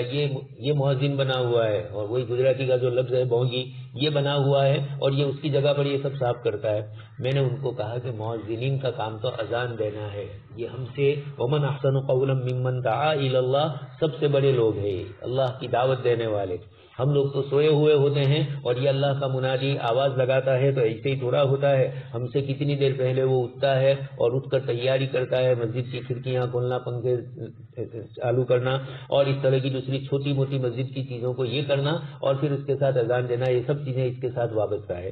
اور دوسری بات یہ ہے کہ مسجد میں کچرا پڑا ہے تو حدیث شریف میں یہ نہیں فرمایا ہے کہ مؤذن کو کہو کہ وہ اٹھا لے، آپ خود اٹھائیں گے۔ مسجد کا کچرا نہیں چاہتا ہے باہر جانا، تو ہم اس کو اٹھا لیں گے تو اللہ تبارک و تعالیٰ کے گھر کی صاف صفائی کا جو اعلیٰ درجے کا ثواب ہے وہ ہمیں بھی ملے گا۔ آپ کے گھر سے کوئی کچرا وغیرہ اٹھا لے تو آپ کو خوشی ہوگی کہ بھائی ہمارے گھر کی یہ آدمی یہ کر لیتا ہے، تو اگر آپ اللہ کے گھر کا کریں گے وہ تو کسی کا محتاج نہیں ہے، لیکن آپ محتاج ہے اس کے لیے ثواب لینے کے ہے۔ تو یہ اشد الناس بلاء الانبیاء، حضرت عمر رضی اللہ تعالیٰ عنہ نے کہا محبت کا آپ صلی اللہ علیہ وسلم سے، تو آپ نے یہی فرمایا کہ عمر پھر بلائیں اور امتحان کے لیے تیار ہو جاؤ۔ تو جو نبیوں سے جتنے زیادہ قریب ہوں گے ثم الامثل فالامثل، روایت میں جو ارشاد فرمایا جو جتنا زیادہ قریب ہوگا اس کے حساب سے، الاول فالاول، اس کا بھی یہی مفہوم، فضل اور بزرگی میں جو نبی سے زیادہ قریب ہوگا اس کو زیادہ امتحان میں ڈالا جائے گا، الامثل فالامثل میں بھی اسی کی طرف اشارہ فرمایا۔ آگے اس کے بعد روایت فرمائی جا رہی ہے حضرت عبداللہ ابن مسعود رضی اللہ تعالیٰ عنہ والی، وہی روایت جو ابھی آپ سن چکے ہیں۔ باب وجوب عیادت المریض، بیمار کی عیادت کا واجب ہونا۔ امام بخاری رحمۃ اللہ علیہ نے وجوب کا لفظ ذکر کیا ہے، کچھ علماء کرام ہے ظواہر میں سے، اور امام بخاری رحمۃ اللہ علیہ بھی کبھی کبھار ان کے ساتھ ہوتے ہیں، الفاظ کے ظاہر کا اعتبار کرتے ہوئے امر کو وجوب کے لیے لیتے ہوئے عودوا المریض، اس میں امر کا صیغہ آیا تو قرینے سے خالی ہے تو وجوب کے لیے دلالت کرتا ہے۔ اس اعتبار سے ان حضرات نے مطلق اس قسم کی چیزوں کو واجب کا درجہ دیا، لیکن جمہور علماء کا مسلک یہی ہے کہ مستحب اور مندوب ہے یہ چیزیں۔ آپ صلی اللہ علیہ وسلم نے عیادت فرمائی اور اس نسبت سے ہم بھی عیادت کے لیے جائیں گے تو ایک سنت ادا ہوگی، لیکن یہ سنت اور مستحب کے درجے میں ہوگا۔ پھر بیماری عام ہے، کچھ لوگوں نے کچھ بیماریوں سے استثناء کیا ہے، جیسے کچھ بزرگوں نے فرمایا کہ دمبل اگر ہوا ہے کسی کو پھوڑا اور وہ بھی نیچے کی جگہ پر تو وہاں اس کی عیادت کے لیے جانا مناسب نہیں ہے۔ کچھ لوگوں نے کہا کہ آنکھ کی بیماری ہے اور وہ آنکھ کی سرخ ہو چکی ہے اور اس طرح تکلیف ہے تو اس کی عیادت نہ کی جائے، یہ کچھ علماء نے فرمایا، لیکن اس کو رد کر دیا گیا۔ حضرت آنکھوں کی بیماری حضرت زید بن ارقم کو ہوئی تھی اور آپ صلی اللہ علیہ وسلم نے ان کی عیادت فرمائی، اور بھی اس طریقے کی دوسری کچھ چیزوں کے متعلق بھی فرمایا ہے۔ داڑھ کے متعلق بھی کچھ لوگوں نے کہا ہے کہ کسی کی داڑھ میں تکلیف ہو اس کی بھی عیادت کے لیے نہ جائے، لیکن ایسا نہیں ہے، آپ عیادت کے لیے جا سکتے ہیں، 2-4 منٹ اس کے پاس بیٹھیں اور پھر اٹھ جائیں، اس سے آدمی کو تسلی ہوتی ہے، خاص کر کے ہاسپٹل میں ہوتا ہے، کوئی پرسان حال نہ ہو تو اور زیادہ ذہنی اذیتوں میں مبتلا ہوتے ہیں. ابھی کورونا کی بیماری میں جو مسلمان بیمار تھے اور ہاسپٹلوں کے انتظام کی وجہ سے اندر جانے نہیں دیا گیا، تو انہوں نے سنایا کہ ایک گھنٹہ ایک دن کی طرح لگتا تھا. اس طریقے سے ان بیماروں نے اپنے اوقات کے سلسلے میں، اور یہ کہا کہ میری زندگی میں ایک صاحب نے سنایا کافی دن وہ بیمار رہے تھے ہاسپٹلوں میں، تو انہوں نے عیادت کے لیے گئے تو انہوں نے مجھے یہ سنایا اور یہ کہا کہ ایسا لگا کہ نئی زندگی ملی ہے، اور ایسا لگا کہ میں جہنم میں ابھی سے ہی جا چکا تھا. وہاں والوں کے سلوک بھی اس طریقے کے، ہاسپٹل والوں کے، گھر والوں کو کسی کو آنے نہیں دیا جانا، کھانے پینے کی جو چیزیں ہماری سہولت کی ہے وہ نہیں ملی. تو بڑے بڑے ہاسپٹلوں میں گئے لیکن وہاں ان کا حال اس طریقے سے ہوا. تو یہ بیمار کی عادت ایسے موقع کے اوپر کام آتی ہے. اسی طریقے سے کبھی کچھ ایسا ہوتا ہے کہ کچھ لوگ بیمار ہوتے ہیں، ان کے رشتہ داروں سے انبن ہوتی ہے اور ان کی کوئی عادت وغیرہ کے لیے آتا نہیں ہے، ایسے موقع پر آپ چلے گئے، یہ بھی سنت ہے. بہت سارے علماء نے اس طرح کی سنت بھی اپنائی. جماعت اسلامی والے ان چیزوں میں بھی آگے ہیں. بیماروں کی عیادت کرنے کا ان کے یہاں مستقل پروگرام ہوتا ہے، اور پھر مسلمان غیر مسلمان سب کے ساتھ وہ اس طرح کا سلوک کرتے ہیں. تو کبھی کبھار ایمان کی طرف مائل ہو جاتے ہیں، کبھی مسلمانوں کے ساتھ نرمی کا سلوک وہ کرتے ہیں، یعنی وہ سمجھتے ہیں کہ یہ لوگ ہمارے ساتھ اس طرح کا برتاؤ کرتے ہیں. عیسائی مشنریاں تو اپنے مقصد کے اعتبار سے کرتی ہے، اور ہمیں تو آپ صلی اللہ علیہ وسلم کی سنت کا ثواب سمجھ کر کرنا ہے. اور غیر مسلمین کے ساتھ اس ملک میں جو حالات ہیں اس کے حساب سے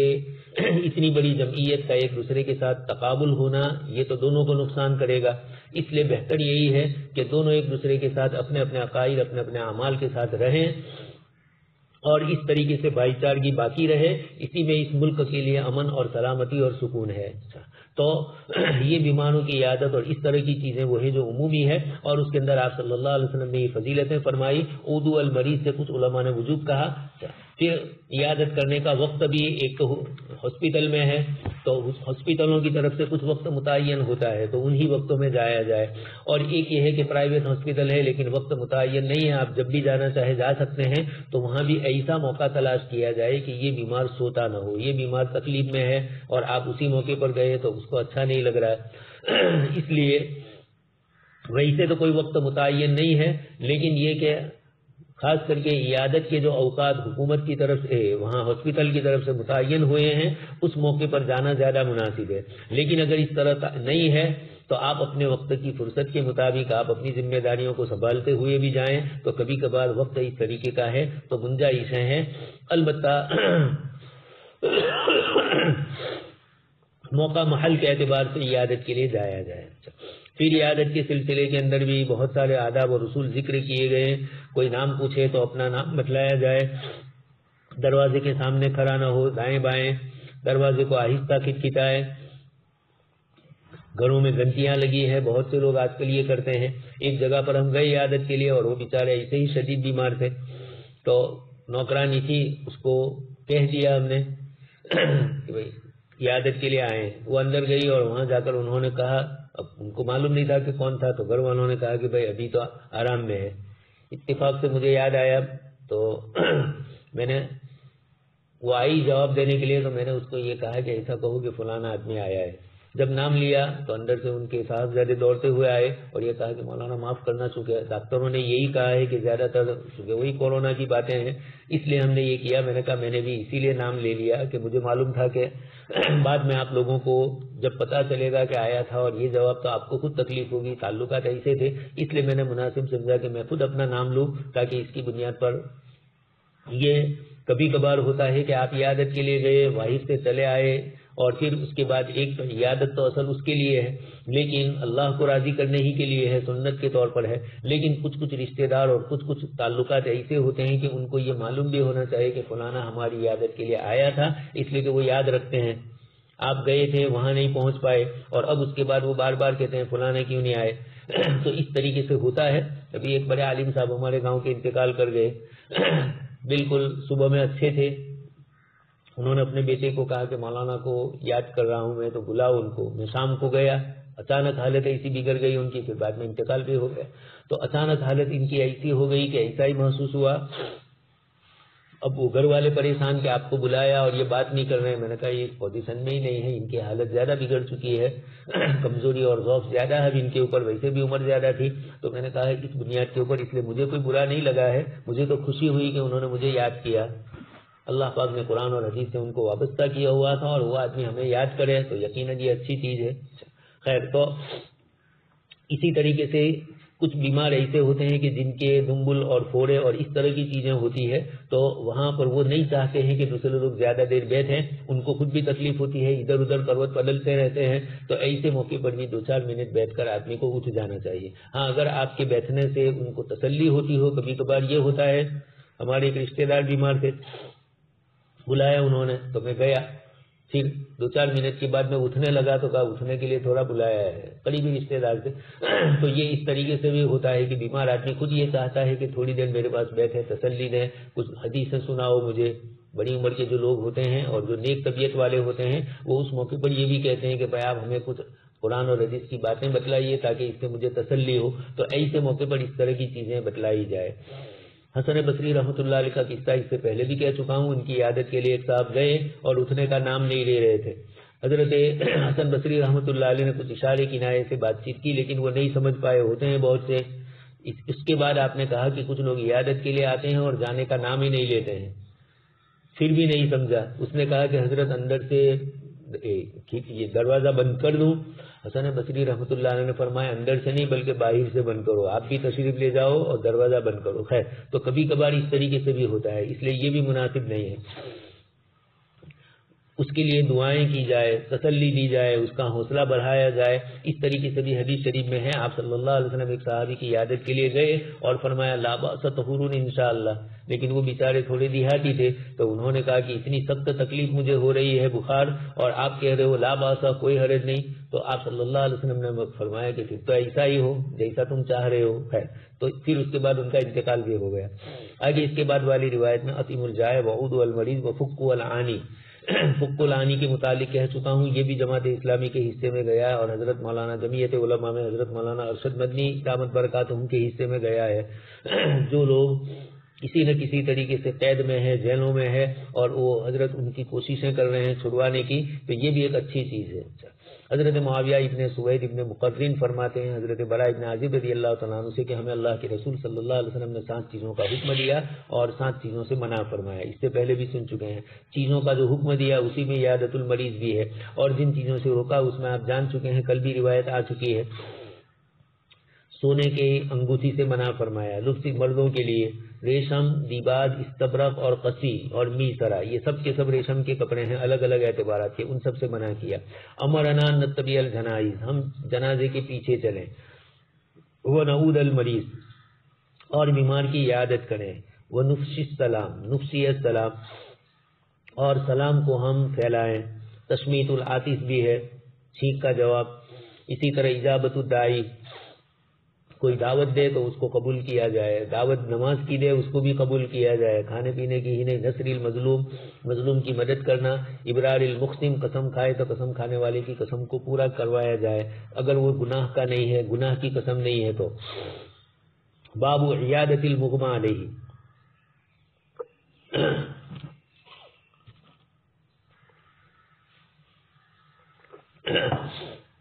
جس طریقے سے ایک آدمی ہوش میں ہے اور اس کی عیادت کے لیے جا سکتے ہیں, اسی طریقے سے ایک آدمی بیمار ہے تو ان کی عیادت کے لیے بھی جایا جا سکتا ہے. اس روایت میں اسی کی طرف اشارہ فرمایا. حضرت جابر رضی اللہ تعالیٰ عنہ بیمار تھے اور اس بیماری کے اندر وہ ہوش میں نہیں تھے. آپ صلی اللہ علیہ وسلم تشریف لے گئے ان کی عیادت کرنے کے لیے, اور پھر اس کے بعد آپ صلی اللہ علیہ وسلم نے وضو کیا اور پھر تھوڑا پانی ان کے اوپر ڈالا. پھر آپ کو افاقہ ہوا, پھر آپ نے آپ صلی اللہ علیہ وسلم سے مسئلہ پوچھا وراثت کا, ان کی اولاد نہیں تھی لڑکے, تو پھر میراث کی آیت یوصیکم اللہ وغیرہ نازل ہوئی ان کے حق میں بھی, اور دوسرے حضرات کے متعلق بھی آپ قصے سن چکے ہیں. تو ایک آیت کے کئی شان نزول ہو سکتے ہیں.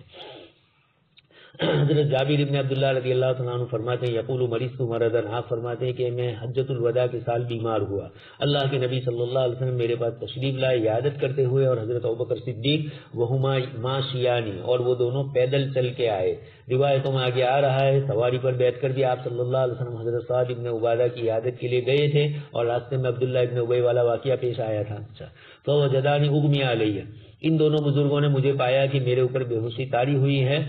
تو فتوضأ النبی صلی اللہ علیہ وسلم، اللہ کے نبی صلی اللہ علیہ وسلم نے وضو فرمایا اور وضو کا بچا ہوا پانی آپ صلی اللہ علیہ وسلم نے میرے اوپر چھڑکا. ثم صب وضوءه علیہ، وضو کا لفظ ہے یہاں، آپ صلی اللہ علیہ وسلم نے اس کو میرے اوپر چھڑکا اور پھر اس کے بعد اللہ پاک کی طرف سے مجھے افاقہ ہو گیا. فإذا النبی صلی اللہ علیہ وسلم، تو اچانک میں نے جب آنکھ کھولی تو اللہ کے نبی صلی اللہ علیہ وسلم کو اپنے سامنے پایا. تو میں نے عرض کیا کہ اللہ کے رسول صلی اللہ علیہ وسلم کیف اصنع فی مالی، میں اپنے مال کے سلسلے میں کیا کروں. مراد یہی ہے کہ میرے پاس مال ہے اور میرے اولاد نہیں ہے. تو آپ نے اللہ کے رسول صلی اللہ علیہ وسلم سے انہوں نے پھر دوسرا سوال بھی کیا، کیف اقضی فی مالی، اپنے مال کے متعلق میں کیا کروں، آپ صلی اللہ علیہ وسلم کیا فیصلہ فرما رہے میرے متعلق، میں کس طریقے سے عمل میں لاؤں. تو پھر اس کے بعد آپ صلی اللہ علیہ وسلم نے کوئی جواب نہیں دیا اور آیت میراث نازل ہوئی اور پھر اس کے بعد اس کے مطابق عمل کیا گیا. یہ حضرت جابر رضی اللہ تعالیٰ عنہ بیمار تھے. یعنی یہ سوال ہوتا ہے کہ آدمی تو بیمار ہے، بے ہوش ہے، بہت سے لوگ ہوتے ہیں اس طریقے سے، تو ان کی عادت سے کیا فائدہ. اسی طریقے سے جیسے کورونا میں بہت سے لوگ بیمار ہیں اور اندر جانے کی اجازت نہیں ملتی، اب لوگ ان کی وہاں جا نہیں سکتے ہیں، اب ان کے گھر جائیں یا ان کی فیملی کے پاس جائیں اور بھائی وغیرہ یا عورتیں ہیں تو عورتوں کے پاس جائیں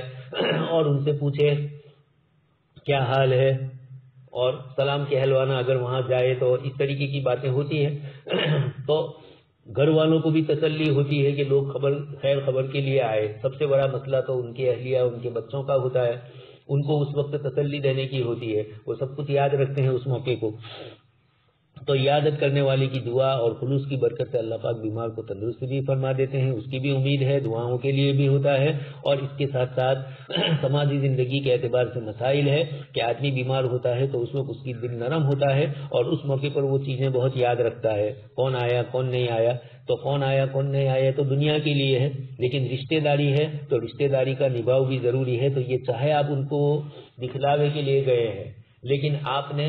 رشتہ دار کی بنیاد پر یہ عمل کیا ہے، تو آپ نے اللہ کے رسول صلی اللہ علیہ وسلم کی روایتوں کی بنیاد پر عمل فرمایا ہے. تو بے ہوش آدمی کی اس کے گھر میں بھی جا کر اس کے گھر والوں کو تسلی دی جا سکتی ہے. فضل من یسرا من الریح، ہوا کے رک جانے کی وجہ سے جن کو بیماری کا عارضہ ہو مرگی کی، یہ وایو کی بیماری ہے. ابخارات جب اوپر اٹھتے ہیں اور دماغ کے اوپر چھا جاتے ہیں تو بے ہوشی آتی ہے. جو ٹھنڈک کی بیماری ہے کچھ لوگوں کو ہوتی ہے اور اللہ حفاظت فرمائے. اس بیماری کے اندر آدمی کو کچھ پتہ نہیں چلتا، چلتے چلتے بیٹھے بیٹھے باتیں کرتے کرتے اچانک گر پڑتا ہے اور پھر اس کے بعد وہ تو بے ہوش ہوتا ہے، کچھ عطا پتہ نہیں ہوتا. جیسے یہ صحابیہ رضی اللہ تعالیٰ عنہ، بڑی یہ عورت جو ہے بڑی عمر کی، یہ آپ صلی اللہ علیہ وسلم سے یہی شکایت کر رہی تھی کہ ایک تو مجھے مرگی کا عارضہ ہے. اچھا، یہ گویا جسم کے اندر ٹھنڈا حصہ زیادہ ہوتا ہے، ٹھنڈک زیادہ ہوتی ہے تو پھر اس کا وہی ابخارات کو جو میں نے کہا، گیس ابخارات کا معنی، پھر ابخارات کو بھی نہ سمجھنے والی امت ہے، بخاری پڑھتے ہوئے بھی ابخارات کا پتہ نہ ہو. تو اسی لیے کسی نے کہا ہے بے عشق محمد بخار آتا ہے بخاری نہیں آتی ہے. بخار تو آ سکتا ہے یعنی گرمی، اسی طریقے سے جیسے یہ کہ ابخارات کا پتہ نہ ہو. تو خیر، یہ مرگی کی بیماری جس کو ہمارے یہاں وایو کی بیماری ہی بولتے ہیں گجراتی میں، آدمی اچانک گر جاتا ہے اور بے ہوش ہوتا ہے، پھر پیاز اور اس طرح کی کوئی چیزیں لائی جاتی ہے اور پھر ان کو اس لیے کہ وہ بلغم اوپر چھا جاتے ہیں، جب تھوڑی دیر کے بعد بلغم اتر جاتا ہے تو پھر اس کے بعد وہ ہوش میں آ جاتا ہے. لیکن کبھی کبھار اسی حال کے اندر بہت زیادہ پریشانی، ہمارے مفتی اسلم صاحب رحمۃ اللہ علیہ یہاں کے مدرس تھے، اسی میں بیچارے دنیا سے رخصت ہوئے، تو اس طریقے سے ہوتا ہے. تو یہ تکلیف اچانک والی ہوتی ہے. من یسرع من الریح، صحابیہ رضی اللہ تعالیٰ عنہ نے آپ صلی اللہ علیہ وسلم سے عرض کیا، اسی کو آگے روایت میں ذکر فرماتے ہیں، حضرت عطا ابن ابی رباح فرماتے ہیں کہ یہ حضرت عبداللہ ابن عباس رضی اللہ تعالیٰ عنہما کے ساتھ شاید حج کے لیے گئے، عمرہ کے لیے، اور ان دنوں میں حضرت ابن عباس نے ان سے فرمایا الا اریک امرأۃ من اہل الجنہ، میں تمہیں جنتی عورت نہ بتلاؤں؟ عطا نے فرمایا کہ کیوں نہیں؟ تو وہ جو عورت تھی اس عورت کی طرف اشارہ کر کے فرمایا هذه المرأة السوداء، یہ جو بلالی مسلمان عورت ہے، اتت النبی صلی اللہ علیہ وسلم، بلالی مسلمان سمجھ رہے ہیں آپ، سودا سیاہ فام تھی وہ. اتت النبی صلی اللہ علیہ وسلم، وہ اللہ کے رسول کے پاس آئی، یعنی اس وقت نہیں آئی،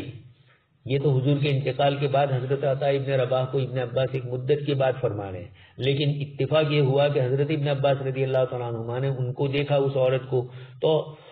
وہ قصہ یاد آیا، تو انہوں نے عطا کو کہا کہ میں تمہیں وہ قصہ نہ سناؤں؟ کہا کہ ضرور. تو فرمایا کہ یہ عورت حضور کے پاس آئی اور آ کر اس نے کہا کہ مجھے مرگی کی بیماری ہے. وَإِنِّي أَتَكَشَّفُ، عموماً یہ ہوتا ہے، آدمی بے ہوش ہو جاتا ہے، اور اس زمانے میں جو کپڑے ہوتے تھے آج کل کی طرح سیے ہوئے اس طرح کے نہیں ہوتے تھے، تو سطر کھلنے کا اندیشہ ہے. تو اس عورت نے آپ سے دو باتیں کہی، ایک تو یہ تکلیف ہے، اور اس تکلیف کے اندر میرا سطر کھل جاتا ہے، اللہ پاک سے میرے لیے دعا کیجیے. بس انہوں نے تو اجمالاً فرمایا. آپ صلی اللہ علیہ وسلم نے ان سے وضاحت فرمائی اور یہ فرمایا ان شئتی صبرتی ولکی الجنہ، اسی بیماری میں تم رہو اور صبر کے ساتھ رہو تو تمہیں جنت ملے گی، اور اگر تم چاہو تو میں اللہ سے دعا کروں تمہارے لیے عافیت کی. اب اس عورت نے سمجھ لیا کہ اللہ کے رسول کا رجحان مجھے جنت میں پہنچانے کا ہے، تو انہوں نے کہا کہ پھر تو میں صبر کروں گی. حضور پھر انہوں نے دوسرا سوال کیا، وہ تو باقی رہ گیا تھا، اتکشف والا. تو فد اللہ اللہ اتکشف، آپ میرے لیے دعا کیجئے کہ میرا سطر نہ کھلے. یہ ہے نیکی اور پرہیزگاری. ہماری نوجوان مسلمان اور بچیوں کے لیے یہ بڑی عبرت کا مقام ہے.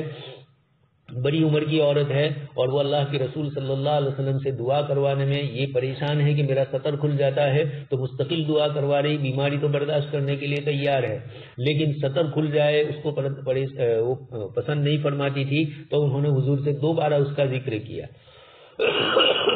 فدعا لها، تو آپ صلی اللہ علیہ وسلم نے ان کے لیے دعا فرمائی. آگے اس کے بعد فرماتے ہیں ابن جریج کہ عطا رحمۃ اللہ علیہ نے مجھے یہ روایت سنائی، انہ رأى ام زفر تلک امرأۃ طویلۃ سوداء علی ستر الکعبہ. کہا کہ عبداللہ ابن عباس رضی اللہ تعالیٰ عنہما نے مجھے جو جنتی عورت بتلائی، میں نے اس کو دیکھا، ان کا نام ہے یا کنیت ہے ام زفر ان کی، اور یہ فرمایا کہ میں نے ان کو دیکھا کہ کعبہ کے پردے کے پاس اللہ سے دعائیں مانگ رہی ہے. تو ام زفر وہی عورت ہے جن کا قصہ اس روایت میں آپ صلی اللہ علیہ وسلم نے ذکر فرمایا. کچھ لوگوں نے کہا کہ نہیں یہ دوسری عورت ہے اور یہ قصہ دوسرا ہے. خیر جو بھی ہو، اتنی بات ضرور ہے کہ یہاں بیماری تھی اور انہوں نے آپ صلی اللہ علیہ وسلم نے اس کی فضیلت بتلائی، تو انہوں نے اس بیماری پر صبر سے اپنے آپ کو کام میں لانے کا فرمایا اور جنت کی متمنی ہوئی. وہ حضرات تو جنت ہی کے متمنی رہتے تھے صحابہ کرام. تو کچھ لوگوں نے کہا کہ مرگی کی بیماری میں جنات کا اثر ہوتا ہے، لیکن زیادہ تر مناسب یہی ہے کہ اس طرح کی چیز نہیں ہے. ویسے جنات انسان کے جسم میں داخل ہو سکتے ہیں، اس کی نفی نہیں ہے. یجری من الانسان مجری الدم، اور اسی طریقے سے ایک جنات ایک آدمی کے ساتھ لگ گیا تھا، تو اللہ کے رسول صلی اللہ علیہ وسلم نے اس کو یہی جملے فرمائے تھے، اخرج عدو اللہ، اللہ کے دشمن نکل جاؤ. تو نکلنا وہی ہے جو داخل ہوا ہو، اس لیے یہ تو ہے. لیکن تو معتزلہ تو جناتی کے منکر ہے، جیسے آج کل کے ملحدین اور آج کل کے یوروپ والے، لیکن اب دوسری چیزوں کے قائل ہو رہے ہیں، ان کو کچھ نہ کچھ چیزیں دوسری اور بھی نظر آ رہی ہے. تو اللہ کے نبی صلی اللہ علیہ وسلم نے فضیلت بھی بتلائی، اور یہ عورت جو بھی ہو، حضرت عطا ابن ابی رباح نے جس عورت کا ذکر کیا، چاہے وہ ام زفر ہو چاہے اور کوئی ہو، حاصل یہ ہے کہ اس طرح کی ان بیماریوں کے اندر وہ آپ صلی اللہ علیہ وسلم سے دعائیں کروانے ہیں تو ان کے لیے ثواب ہے. تو مرگی کا دورہ ہو یا جنات کسی پر مسلط ہو جائے کبھی کبھار، لیکن ہر چیز میں جنات نہیں ہوتا ہے. ہمارے یہاں لوگوں میں عمومی طور پر ایسا، اب ایک صاحب بڑی عمر کے 80 سال کے اوپر کے تھے، بیمار تھے، اور ان کے اہلیہ نے مجھے کہا کہ ان کے اوپر کچھ ہوا ہے. میں نے کہا ایسا کچھ بھی نہیں ہے، اب کچھ نہیں ہوا ہے، اب دنیا سے جانے کا وقت ہوا ہے. دوسرے تیسرے دن انتقال بھی ہو گیا. میں نے کہا اس قسم کے چکر میں مت پڑو، یہ تو بڑے موحد تھے، بڑے توحید والے تھے، لوگوں کو اللہ ہی کی طرف بلاتے تھے، اور آپ ان کے متعلق یہ سوچ رہے ہیں. تو انہوں نے اپنی زندگی میں اللہ ہی کو سب کچھ سمجھا ہے. دنیا کی مصیبتوں اور پریشانیوں کے اوپر صبر کرنا مومن کو جنت کا وارث بناتا ہے. اسی طریقے سے رخصت اور عزیمت میں دونوں چیزوں کا اختیار ہے، لیکن عزیمت پر عمل کرنا زیادہ ثواب کا باعث ہے. لیکن جیسے جیسے انسان، یہ تو صحابیہ تھی اس لیے انہوں نے عزیمت پر عمل کیا.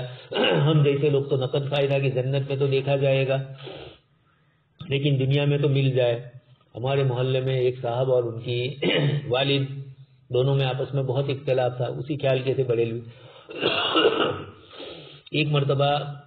وہ باپ کو ستا رہے تھے کچھ، تو ایک دوسرے صاحب نے کہا کہ ماں باپ کے ساتھ اللہ پاک نے جنت کو وابستہ کیا ہے، جنت کا دروازہ ہے، یہ اس طرح کی باتیں کہی۔ وہ غصے میں تھا لڑکا، اس نے کہا کہ ان کی وجہ سے جنت ملتی ہے تو مجھے جنت نہیں چاہیے، جاہل لوگ تھے۔ میں نے اس کو کہا کہ ان کی وجہ سے جنت ملتی ہے تو لے لے، ہم لوگ وہیں بیٹھے تھے کہ لے لے ورنہ پھر سمجھ میں نہیں آئے گا کہ کیا ہے، یہاں بھی گیرے پڑیں گے اور اوپر بھی پڑیں گے۔ خیر اس کے بعد انہوں نے بعد میں صلح ہو بھی گئی والد کے ساتھ، اور دنیا سے دونوں ملتے جلتے بات چیت کرتے ہوئے اسی حال میں گئے۔ ان کو پھر تعجب بھی ہوا، ایک مرتبہ مجھے کہا بھی کہ تم تو دیوبندی ہو، ہمارے ساتھ تمہارا تو شدید اختلاف ہے، پھر تم مجھے، میں نے کہا مجھے تم سے امید یہی تھی کہ تم جنت میں جاؤ، تم جہنم میں نہ جاؤ، اور باپ ذریعہ نہ بنے تمہارے جہنم میں جانے کا، اس لیے میں نے تم کو یہ چیز کہی تھی۔ تو ایسے جاہل لوگ ہوتے ہیں، کبھی کبھار یہی کہہ دیتے ہیں تمہاری وجہ سے جنت نہیں چاہیے ہمیں، یعنی دنیا میں بھی تمہارا احسان ہے، وہاں بھی تمہارا احسان، وہ مجھے یہ کہہ رہا تھا۔ میں نے کہا کہ ماں باپ ہے، ان سے بڑا احسان کس کا دنیا میں احسان تھا، تبھی تو آیا ہے۔ تو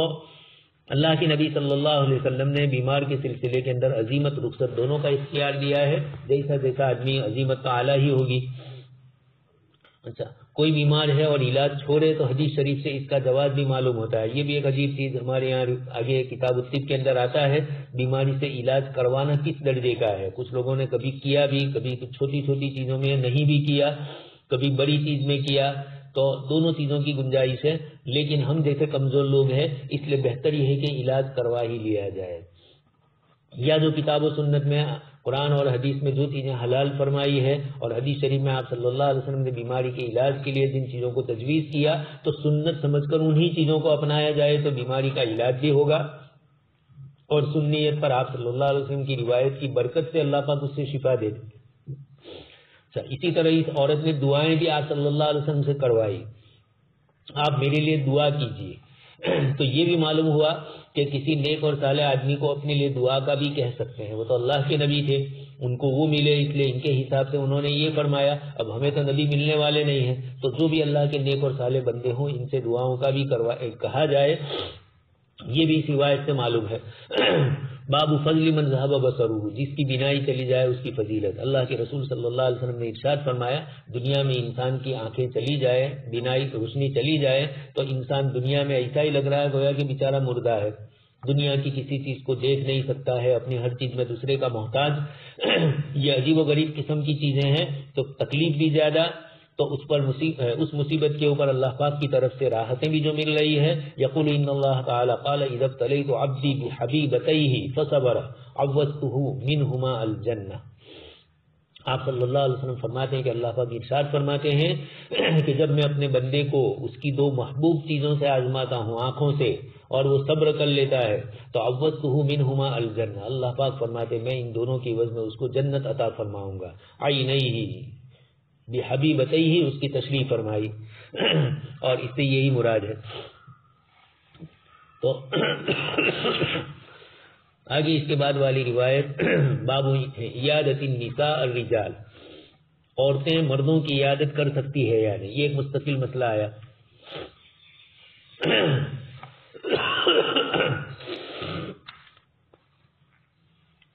حضرت ام درداء رضی اللہ تعالیٰ عنہ نے عیادت فرمائی تھی رجلا من اہل المسجد،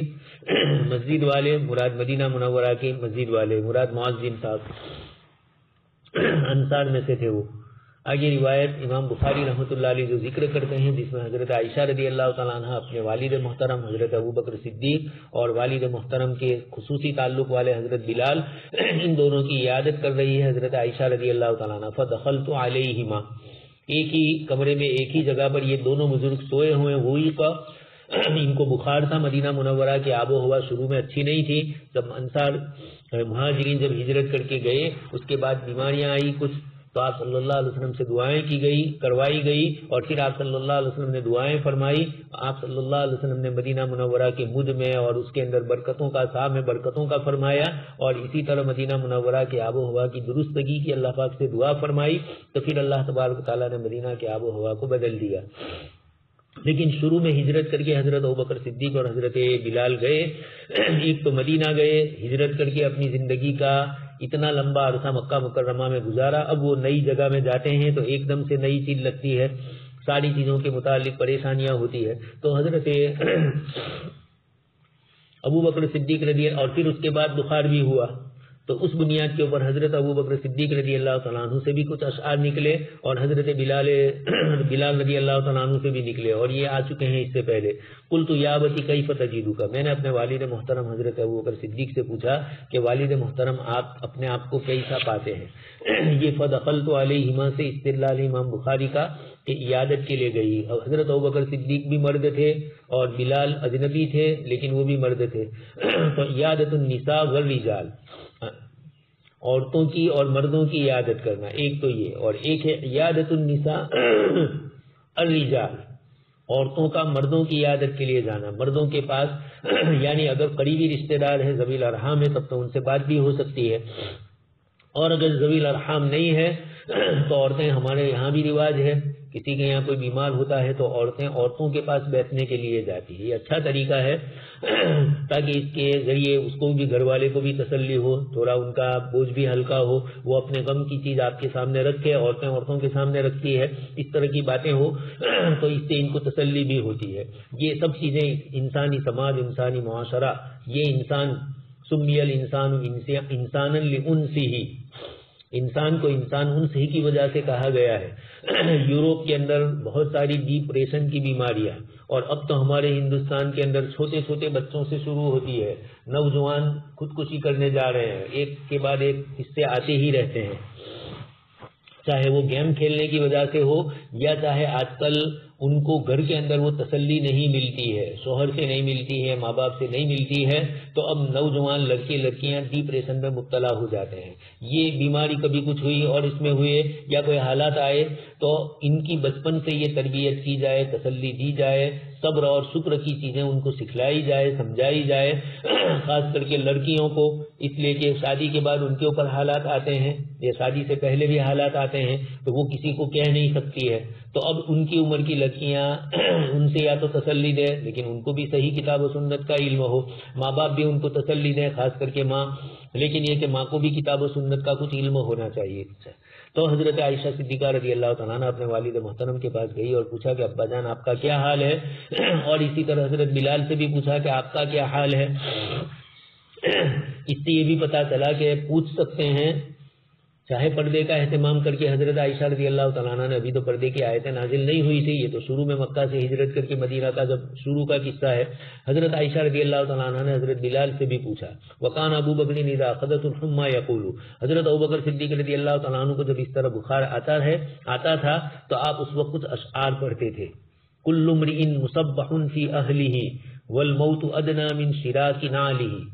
ہر آدمی اپنے گھر میں، اپنے گھر والوں میں صبح کرتا ہے، مگر موت، والموت ادنی من شراک نعلہ، اور موت اس کے جوتے کے تسموں سے بھی زیادہ قریب ہے. مراد حضرت ابوبکر صدیق رضی اللہ تعالیٰ عنہ آخرت کی طرف توجہ دلا رہے تھے کہ انسان اپنے گھر والوں میں صبح کرتا ہے، بیمار ہوتا ہے اور گھر کے لوگوں کے درمیان ہوتا ہے، اور سامنے موت اس کی انتظار میں ہوتی ہے.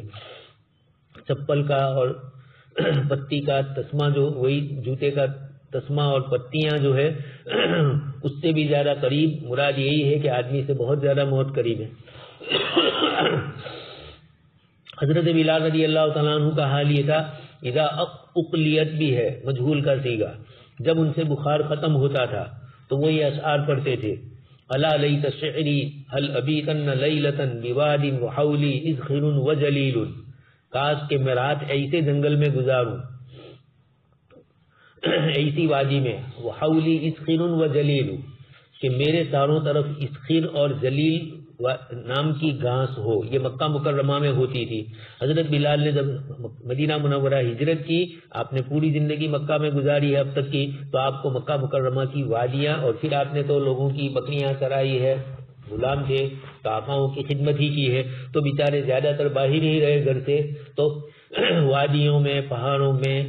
اسی کے اندر گئے تو آپ نے سامنے اسکر گھاس دیکھی تھی اور جلیل گھاس دیکھی تھی. یہ دونوں گھاسیں مکہ مکرمہ میں کثرت سے ہوتی ہے. تو حضرت بلال رضی اللہ تعالیٰ عنہ اب جب مدینہ میں بیمار ہوئے تو آپ کو مکہ کی گھاس کی یاد آئی. چھوٹے بچے جب مدرسوں میں پڑھنے آتے ہیں تو ان کو بہت سی عجیب عجیب چیزیں یاد آتی ہے. گاؤں کا کوئی آدمی دیکھے تو بھی بہت خوشی ہو. پہلے زمانے میں جب پڑھتے تھے ہم لوگ تو دیر سے گھروں میں جاتے تھے. گاؤں میں 2 مہینے 3 مہینے کے بعد. آج کی طرح نہیں کہ صبح میں بھی گئے, دوپہر کو بھی گئے, اور موقع ملا تو اور بھی چکر لگا لیے. کچھ لوگ اثر بعد ہی غائب ہو جاتے ہیں, تشریف لے جاتے ہیں گھر میں, پھر صبح میں تشریف لاتے ہیں. تو یہ علم سے دوریاں کی جتنی شکلیں ہیں. خیر, تو آدمی کو اپنا گاؤں, اپنے گھر, اپنے گاؤں کی چیزیں یاد آتی ہے. ایک طالب علم یہاں پڑھتے تھے, ابھی بھی یاد ہے مجھے, اسی کلاس کے اندر وہ بہت روتے تھے. نئے پڑھنے کے لیے آئے تو پارسی لوگ یہاں میرے پاس پڑھتے تھے اور روتے تھے. تو ایک دن پوچھا کہ کیوں رو رہے ہیں؟ تو کہا مور بولتا ہے اور مجھے میرا گاؤں یاد آتا ہے. وہاں بھی کچھ مور ہوں گے ان کے کھیت وغیرہ میں, تو ماتلی والے میں مور بولتا ہے اور اس کو اپنا گھر یاد آتا تھا اور اس پر روتا تھا وہ. تو خیر بچے ہیں, عجیب عجیب قسم کی چیزیں ہوتی ہیں. حضرت بلال رضی اللہ تعالیٰ عنہ کو بھی, بڑوں کو بھی یاد آتا ہے اپنا وطن. پھر آگے فرماتے ہیں اردن یومن میاہ مجنتن وہل یبدون لی شامت و طفیل. حضرت بلال رضی اللہ تعالیٰ عنہ فرما رہے ہیں وہل اردن یومن میاہ مجنتن, اور کیا مجھے شامہ اور طفیل ان نہروں کی زیارت نصیب ہوگی. ہل اریدن یومن میاہ مجنتن, کیا مجنہ کے چشمے, یہ مجنہ ایک جگہ ہے وہ بھی مکہ مکرمہ کے پاس ہی آئی, وہاں کے پانی اور وہاں کے چشمے تھے, اور شامہ اور طفیل نامی چشمے یہ بھی مکہ مکرمہ کے قریب ہی تھے. تو یہ ساری جگہیں وہ تھی جو مکہ مکرمہ کے قریب کی تھی. تو ہل اریدن یومن, کیا میں کسی دن مجنہ کے پانی پر پہنچوں گا. اور ہل یبدون لی شامت و طفیل, کچھ حضرات نے کہا کہ طفیل اور ساما یہ پہاڑیاں تھی, چشمے نہیں تھے, اس لیے کہ یبدون کا لفظ فرما رہے. اور کیا میرے سامنے یہ پہاڑیاں ظاہر ہوگی. یہ حضرت بلال رضی اللہ تعالیٰ عنہ یہ اشعار پڑھ رہے تھے. حضرت ابوبکر صدیق رضی اللہ تعالیٰ عنہ وہ پڑھتے تھے اور حضرت بلال اس کو پڑھتے تھے. مکہ سے چند میل کے فاصلے کے اوپر مجنہ ہے, اور تفیلو یہ شام والوں کی میقات, یہ دونوں پہاڑ ہے.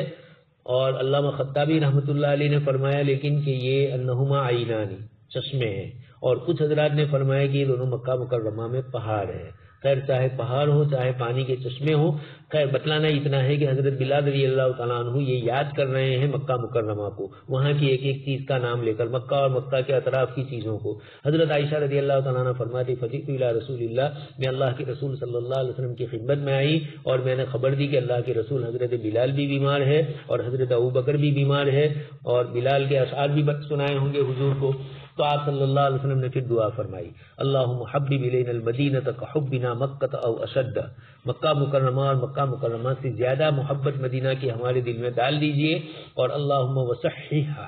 اور اللہ تبارک تعالیٰ سے دعا فرمائی مدینہ منورہ میں لوگوں کو صحت اور عافیت ملے. تو آپ صلی اللہ علیہ وسلم کی دعا سے مدینہ کی آب و ہوا بھی ٹھیک ہو گئی. وبارک لنا فی مدھا وسعیہا, اور ہمارے لیے برکت دیجئے اس کے مد اور اس کے ساتھ میں. اس دعا کا اثر آج بھی ہے کہ مدینہ والے جب دیتے ہیں, ایک تو وہ آیت ویل للمطففین, مدینہ والے دیتے ہیں تو تھوڑا جھک کر ہی دیتے ہیں, ان کے مد اور ان کے ساتھ میں حضور نے برکت کی دعائیں فرمائی. تو یہ حضرات دینے کے اندر بھی برکتیں دیتے ہیں. اللہ کے نبی صلی اللہ علیہ وسلم نے تو مضروب بول کر ظرف مراد لیا, برتن کے اندر مد اور سا ہے اور اس میں آتا ہے اناج اور غلہ, تو ان کے اناج اور غلے میں مدد کیجیے, اور اشارہ اس سے سا کی طرف فرما دیا. آگے اس کے بعد وَنْقُلْ حُمَّاهَا فَاجْعَلْهَا بِالْجُحْفَةِ, اور مدینہ منورہ کے بخار کو آپ منتقل کر دیجئے. اور جحفہ مقام یہ شام والوں کی میقات ہے. تو مدینہ منورہ سے اللہ کے رسول صلی اللہ علیہ وسلم نے دعائیں فرمائی اور اللہ پاک نے بخار کو ہٹا لیا. عادت ام الدرداء رجلا من اہل المسجد من الانصار, حضرت ابو درداء رضی اللہ تعالیٰ عنہ کی اہلیہ محترمہ نے, ایک مؤذن تھے, مسجد نبوی میں اذان دیتے تھے, اور وہ بیمار ہوئے تو ان کے گھر گئی اور ان کے گھر والوں سے عیادت کی, یعنی عورتوں ہی سے عورتیں عیادت کرتی ہے. تو حاصل یہ نکلا کہ غریب آدمی مؤذن بیچارہ بیمار ہو تو کون اس کی خبر لے,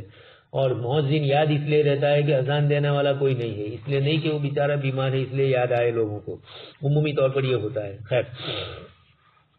اب کوئی یہ کہے کہ آپ صلی اللہ علیہ وسلم نے مکمل دعا کیوں نہیں فرمائی کہ اللہ پاک بخار ہی پوری دنیا سے اٹھائے اور جحفہ والوں سے ہی؟ تو ایک تو انہوں نے یہودیوں نے مسلمانوں کو ستایا تھا اور یہ علاقہ ان کا تھا، جحفہ کے مقام پر وہ آباد تھے. کچھ لوگوں نے یہ کہا ہے. تو آپ صلی اللہ علیہ وسلم نے ان کے لیے دعا فرمائی. مکمل بیماری کے ختم ہونے کی دعا تو آپ صلی اللہ علیہ وسلم نہیں فرما سکتے تھے، اس لیے کہ اللہ پاک کا نظام ہے. خود آپ صلی اللہ علیہ وسلم نے ما یصیب المسلم من وصب ولا نصب ولا ہم ولا حزن، آپ نے حزن یہ خود آپ نے فرمایا، اس لیے یہ تو نہیں ہوگا. اللہ تبارک تعالیٰ سے جیسا آپ اللہم حوالینا ولا علینا، بارش زیادہ ہوئی تو آپ صلی اللہ علیہ وسلم نے یہ دعا فرمائی. اس کے بعد باب عیادت الصبیان، بچوں کی عیادت کرنا. بچے بیمار ہوئے ہیں تو ان کی عیادت کے لیے بھی جایا جا سکتا ہے، جیسے اس روایت سے معلوم ہوتا ہے. اللہ کے نبی صلی اللہ علیہ وسلم کے نواسے بیمار ہوئے اور آپ صلی اللہ علیہ وسلم ان کی عیادت کے لیے گئے اور اس وقت ان کا انتقال بھی ہو چکا تھا. پھر حضرت اسامہ ابن زید فرماتے ہیں کہ ان بنت للنبی صلی اللہ علیہ وسلم، حضرت زینب رضی اللہ تعالیٰ عنہ مراد ہے، انہوں نے ارسلت الیہ، آپ صلی اللہ علیہ وسلم کے پاس پیغام بھیجا. وهو مع النبی صلی اللہ علیہ وسلم وسعد وابی تحسب ان ابنتی قد حضرت.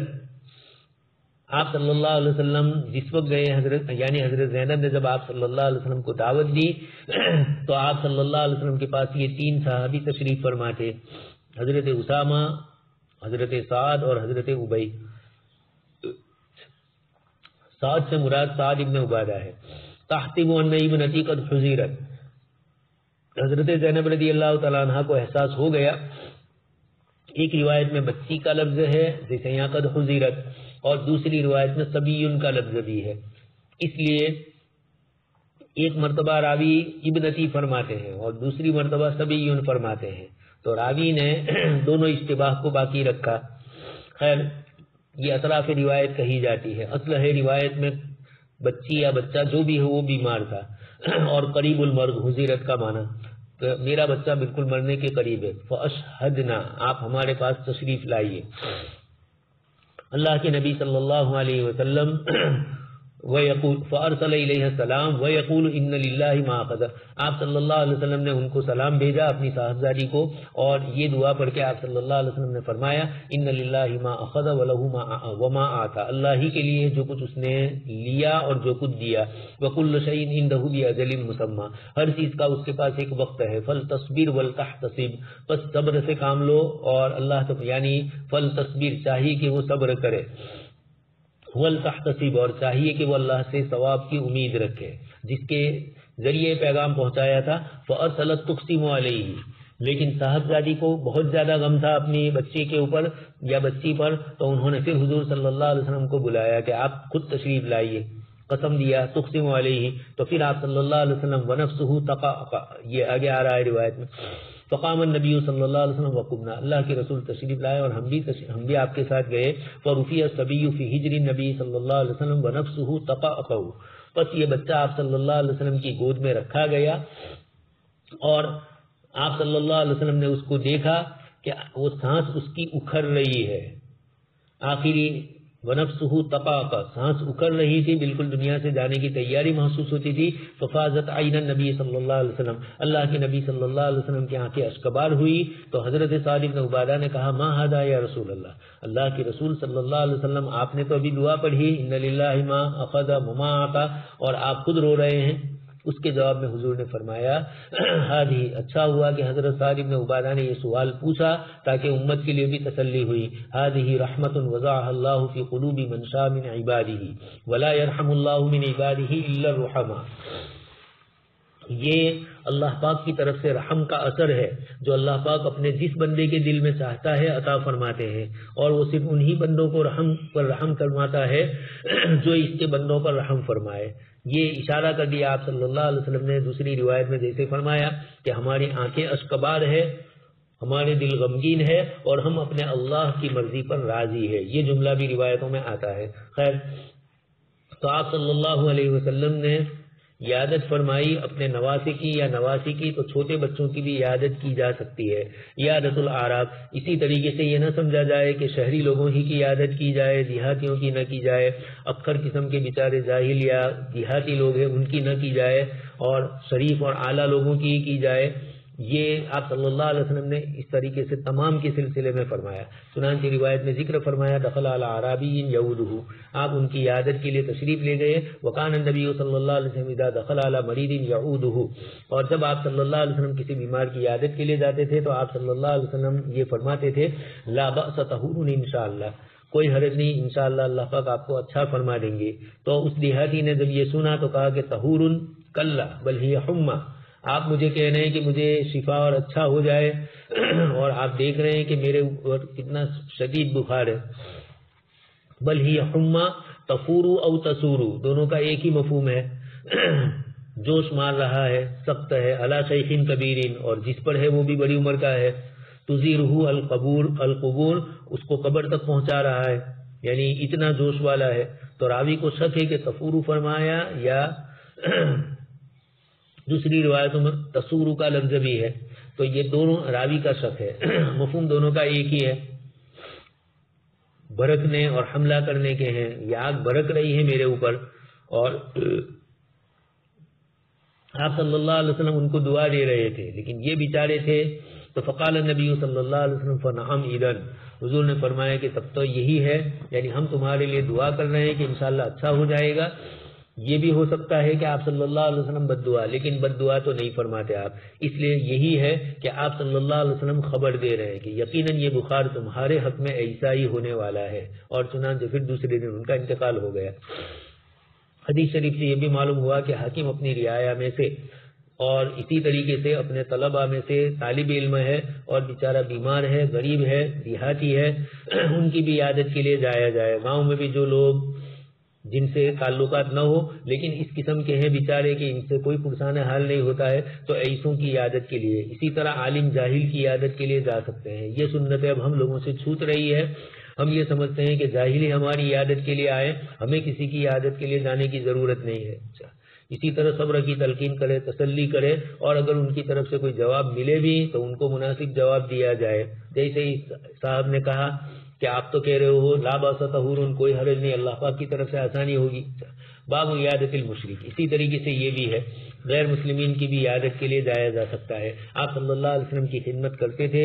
ایک یہودی کا بچہ، اور پھر وہ بیمار ہوا، آپ صلی اللہ علیہ وسلم ان کے پاس گئے اور ان کی عیادت کی، اور اس بچے کو کہا کہ اسلام لے آؤ، وہ اسلام لے آیا۔ اس کا نام بھی آپ صلی اللہ علیہ وسلم نے عبد القدوس رکھا۔ اسی طرح حضرت ابو طالب بیمار ہوئے مرض الوفات میں، آپ صلی اللہ علیہ وسلم ان کی عیادت کے لیے بھی تشریف لے گئے تھے، اپنے چچا کی بھی، تو معلوم یہ ہوا کہ غیر مسلمین کی عیادت کے لیے بھی جایا جا سکتا ہے۔ اوپر والی روایت میں یہ بھی ہے کہ آپ صلی اللہ علیہ وسلم نے اس کے باپ تورات پڑھ رہے تھے، چاہے یہ روایت ہو یا اور کوئی روایت، یہودی کی عیادت بچے کے لیے آپ گئے تھے، اور آپ صلی اللہ علیہ وسلم نے اس کے والد کو پوچھا کہ کیا اپنی کتاب میں میرا ذکر پاتے ہو؟ اس دوسرے نے کہا کہ نہیں، تو بچے نے کہا کہ نہیں پا رہے ہیں ہماری کتاب میں آپ کا ذکر ہے۔ پھر اللہ کے رسول صلی اللہ علیہ وسلم نے اس کے مسلمانوں کے قبرستان میں اس کی تدفین بھی کروائی، اس نے اسلام قبول کیا۔ اذا عاد مریضا فحضرت الصلاۃ فصلی بهم جماعۃ، جب کسی مریض کی عیادت کے لیے اگر جائیں اور نماز کا وقت آ جائے اور مریض نماز پڑھائے، یہ بھی صحیح ہے۔ آپ صلی اللہ علیہ وسلم کی عیادت کے لیے گئے اور آپ صلی اللہ علیہ وسلم نماز کا وقت ہوا تو آپ نے نماز پڑھائی۔ تو اگر مریض کی عیادت کو جائیں اور نماز کا وقت ہو جائے اور مریض عیادت کرنے والوں کو جماعت سے نماز پڑھائے، تو حدیث شریف میں یہ اصل موجود ہے کہ اس طریقے سے گنجائش ہے۔ پھر مسئلہ ہے تو آگے آ رہا ہے۔ حضرت عائشہ رضی اللہ تعالیٰ عنہ فرماتی ہے ان نبی صلی اللہ علیہ وسلم دخل علیہ ناس یعودہ فی مرضہ، آپ کی مرض الوفات میں لوگ آپ کی عیادت کے لیے تشریف لائے، فصلی بہم جالسا، اللہ کے نبی صلی اللہ علیہ وسلم نے ان کو نماز پڑھائی بیٹھ کر، فجعلوا یصلون قیاما، اور یہ حضرات کھڑے کھڑے نماز پڑھنے لگے، تو فاشار الیہم ان اجلسوا، حضور نے فرمایا صحابہ کو کہ بیٹھ جاؤ تم بھی، جیسے میں بیٹھ کر نماز پڑھاتا ہوں۔ فلما فرغ، جب آپ صلی اللہ علیہ وسلم نماز سے فارغ ہوئے تو آپ نے یہ ارشاد فرمایا ان الامام لیؤتم بہ، امام اس لیے ہوتا ہے کہ ان کی اقتداء کی جائے۔ فَإِذَا رَكَعَ فَارْكَعُوا، جب وہ رکوع کرے تو رکوع کرو، اور جب وہ سر اٹھائے تو سر اٹھاؤ، اور صَلَّى جَالِسًا فَصَلُّوا جُلُوسًا، اور اگر بیٹھ کر وہ نماز پڑھاتے ہیں تو تم بھی بیٹھ کر نماز پڑھو۔ یہ پہلے کا واقعہ ہے۔ چنانچہ آگے امام بخاری خود فرماتے ہیں قال الحمیدی، ان کے استاد، کہ هذا الحدیث منسوخ، یہ روایت منسوخ ہے۔ قال ابو عبداللہ، امام بخاری رحمۃ اللہ علیہ فرماتے ہیں لأن النبی صلی اللہ علیہ وسلم آخر ما صلی قائدا والناس خلفه قیام،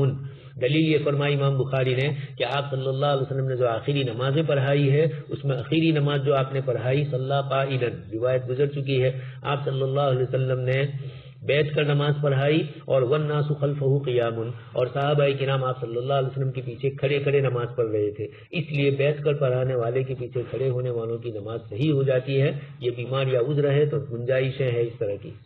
باب وضع الید علی المریض، بیمار کے سر پر ہاتھ رکھنا، اسی طرح اس کے پیشانی پر ہاتھ رکھنا۔ روایت میں آ رہا ہے آپ صلی اللہ علیہ وسلم اس طرح بھی فرماتے تھے۔ عائشہ بنت سعد فرماتی ہے، حضرت سعد بن ابی وقاص رضی اللہ تعالیٰ عنہ کی صاحبزادی، کہ ان اباہا، ان کے والد نے فرمایا کہ تشقیت بمکہ، مکہ مکرمہ میں آپ کو بیماری ہوئی اور سخت بیماری تھی، خطرہ تھا کہ شاید مکہ مکرمہ میں یہیں انتقال کر جاؤں، جبکہ مکہ چھوڑ کر مدینہ ہجرت کر کے تشریف لے گئے تھے، اور اب پھر دوبارہ یہاں مکہ مکرمہ میں انتقال ہو تو ہجرت میں کچھ کمی محسوس ہو، یہ ان کے ذہن میں خیال تھا۔ تو انہوں نے آپ صلی اللہ علیہ وسلم سے دعا فرمائی، فجاءنی نبی صلی اللہ علیہ وسلم یعودنی، اللہ کے نبی صلی اللہ علیہ وسلم میری عیادت کے لیے تشریف لائے، تو میں نے کہا کہ اللہ کے رسول صلی اللہ علیہ وسلم انی اترک مالا، میں مال چھوڑ رہا ہوں، وانی لا اترک الا ابنۃ واحدۃ، اور میری ایک صاحبزادی ہے، فاوصی بثلث مالی واترک الثلث، میں وصیت کرتا ہوں 2 ثلث مال کی، اور 1 ثلث میں اپنی بیٹی کے لیے چھوڑنا چاہتا ہوں۔ حضور نے فرمایا کہ نہیں، میں نے کہا کہ میں آدھے کی وصیت کرتا ہوں آپ، اور آدھا چھوڑ دیتا ہوں، آپ نے فرمایا کہ یہ بھی نہیں۔ پھر انہوں نے کہا کہ میں 1 ثلث کی وصیت کرتا ہوں، اور لڑکی کے لیے 2 ثلث میں چھوڑ رہا ہوں۔ یہ صحابی رضی اللہ تعالیٰ عنہ اپنی طرف سے فرما رہے ہیں، ابھی فرائض کے مسائل نہیں اترے تھے، اس لیے اگر کوئی یہ کہے کہ بیٹی کو تو آدھا ہی ملتا ہے اور 2 یا 2 سے زائد ہو تو 2 ثلث ملتا ہے، تو یہاں یہ کیسے کہہ رہے ہیں؟ تو یہاں یہ ابھی مسائل ان کے سامنے ہیں، ابھی اس وقت یہ چیزیں، یعنی یہ بھی نہیں کہہ سکتے ہیں۔ کچھ لوگوں نے یہ بھی کہا کہ یہ فرائض کے نزول سے پہلے کی ہے، لیکن یہ سمجھ میں نہیں آ رہا۔ آپ صلی اللہ علیہ وسلم تو یہ ان کی جو عیادت کے لیے آئے ہیں، یہ فتح مکہ کے موقع پر یہ مسئلہ پیش آیا ہے، اور کچھ حضرات نے یہ بھی فرمایا کہ یہ شروع میں، خیر یہ کوئی حجت نہیں ہے، صحابی رضی اللہ تعالیٰ عنہ فرماتے ہیں کہ میں اپنی بیٹی کے لیے 2 ثلث کی وصیت کر کے یہ 2 ثلث چھوڑ کے جاتا ہوں، تو وہ تو جائیں گے 2 ثلث چھوڑ کر، لیکن اب لڑکی کو تو وہی حصہ ملے گا جو یوصیکم اللہ، بچی کے سلسلے کے جو مسائل ہے آگے آیت کریمہ میں، وَإِن كَانَتْ وَاحِدَةً فَلَهَا النِّصْفُ، وہی ملے گا۔ لیکن دوسری روایتوں سے معلوم ہوتا ہے کہ بعد میں حضرت سعد رضی اللہ تعالیٰ عنہ ایک لمبی مدت رہے، اور پھر ان کو اولاد بھی ہوئی، نرینہ بھی۔ اس روایت میں یہ کہ ان کے عصبات اور زوجات تھی، اس لیے اس کی تعویل کی جائے کہ 2 ثلث ان سب کے لیے میں چھوڑتا ہوں، آدھا ان کے لیے اور باقی دوسروں کے لیے۔ خیر اس چکر میں پڑنے کی ضرورت نہیں، اللہ کے نبی صلی اللہ علیہ وسلم نے، انہوں نے جو فرمایا ثلث کی وصیت کا، اس پر آپ نے فرمایا کہ یہ زیادہ ہے۔ ورثہ کے لیے آپ کیا چھوڑ رہے ہیں، وہ تو ورثہ میں تقسیم ہونے والا ہے، اگر ذوی الفروض ہے تو ذوی الفروض، عصبات ہے تو عصبہ، ذوی الارحام ہے تو وہ، اس لیے حضور نے اس سے بحث نہیں کی۔ حضور نے جو بحث کی وہ ان کے ثلث کے اوپر کہ یہ وصیت ہے وہ زیادہ ہے۔ ثم وضع یدہ علی جبہتہ، یہ اصل استدلال ہے کہ آپ صلی اللہ علیہ وسلم نے میرے والد محترم کی پیشانی کے اوپر ہاتھ رکھا، ثم مسح وجہی وبطنی۔ حضرت سعد بن وقاص رضی اللہ تعالیٰ عنہ خود اب فرما رہے ہیں کہ اللہ کے نبی صلی اللہ علیہ وسلم نے میری پیشانی پر ہاتھ رکھا اور میرے چہرے پر اور میرے پیٹ کے اوپر آپ نے ہاتھ پھیرا، اور یہ فرمایا، دعا فرمائی، اللہم اشفی سعدا واتمم لہ ہجرتہ، اللہ پاک حضرت سعد کو شفا دیجئے اور ان کی ہجرت پوری کیجئے۔ چنانچہ یہی ہوا، پھر اچھے ہو گئے، اور حضور نے آگے جملہ بھی فرمایا کہ اللہ پاک تمہارے ذریعے مسلمانوں کو خوش کریں گے اور دشمنوں کو ناراض کریں گے۔ مراد وہی فتح ایران، سعد بن ابی وقاص رضی اللہ تعالیٰ عنہ فاتح کے طور پر اللہ پاک نے آپ سے کام لیا۔ فما زلت اجد بردہ علی کبیدی، حضرت سعد بن ابی وقاص رضی اللہ تعالیٰ عنہ فرماتے ہیں کہ حضور نے جو میرے اوپر، میری پیشانی پر ہاتھ رکھا تھا، جب میں یہ قصہ اب نقل کر رہا ہوں آپ کے انتقال کے بعد، لیکن جب میں اس موقع کے تصور کرتا ہوں، خیال کرتا ہوں، تو مجھے ایسا لگ رہا ہے کہ اس وقت بھی حضور کی وہ ہاتھ کی ٹھنڈک مجھے محسوس ہو رہی ہے۔ یہ آپ صلی اللہ علیہ وسلم کی برکتیں تھیں۔ آپ صلی اللہ علیہ وسلم نے اپنے صحابہ کرام کے ساتھ یہ فرمایا، ہمیں بھی بتلایا کہ کوئی بیمار مرد ہے تو اس کی پیشانی کے اوپر ہاتھ رکھے، آپ کی اپنی صاحبزادی ہے تو اس کی، یا آپ کی والدہ ہے تو ان کی پیشانی پر بھی ہاتھ رکھ سکتے ہیں، ان کو اچھا لگے کہ میرے بیٹے نے میرے سر پر ہاتھ رکھا۔ لیکن غیر محارم کے ساتھ پرہیز کیا جائے، محارم میں بھی جن کے ساتھ اس طرح کے معاملات نہیں کیے جاتے ہیں ان سے بھی پرہیز۔ کبھی کبھار بڑی عمر کی بہن ہے یا چھوٹی بہن ہے تو ہاتھ رکھ بھی سکتے ہیں، لیکن یہ سب چیزیں وہ ہے کہ جن کے اندر، یعنی آپ صلی اللہ علیہ وسلم نے یہ مردوں کے ساتھ معاملہ فرمایا ہے، عورتوں کے ساتھ بھی اپنے قریبی رشتہ دار میں اس طرح کی گنجائش ہے جبکہ کسی قسم کا کوئی وسوسہ نہ ہو۔ حضرت عبداللہ ابن مسعود رضی اللہ تعالیٰ عنہ فرماتے کہ میں حضور کے پاس آیا اور میں نے آپ کو وہی کہا جو اس سے پہلے روایت آ چکی ہے، آپ صلی اللہ علیہ وسلم نے بشارت دی۔ آگے اس کے بعد ایک آدمی بیمار ہے تو ان کو کیا دعائیں دی جائے اس کو بھی امام بخاری رحمۃ اللہ علیہ ذکر کر رہے ہیں، ان دعاؤں کو بھی آگے ذکر فرمایا۔ ایک تو لطو اقواقن شدیدن، بیمار سے کیا کہا جائے اور کیا جواب۔ حضرت عبداللہ ابن مسعود نے آپ سے خطاب کیا اور آپ صلی اللہ علیہ وسلم نے جواب میں فرمایا کہ جی ہاں مجھے ڈبل تکلیف ہو رہی ہے، اور پھر آپ صلی اللہ علیہ وسلم کے اجر کی بھی بات ہوئی۔ اس کے بعد والی روایت وہ ابھی جو دیہاتی صحابی کا آیا تھا، لا بأس طہور انشاءاللہ، انہوں نے جواب میں کہا کلا، تو آپ صلی اللہ علیہ وسلم نے فرمایا کہ پھر وہی بات ہے جو تم کہہ رہے ہو۔ خیر، سبحان اللہ و بحمدہ، سبحانک اللہم و بحمدک، نشہد ان لا الہ الا انت، نستغفرک و نتوب الیک۔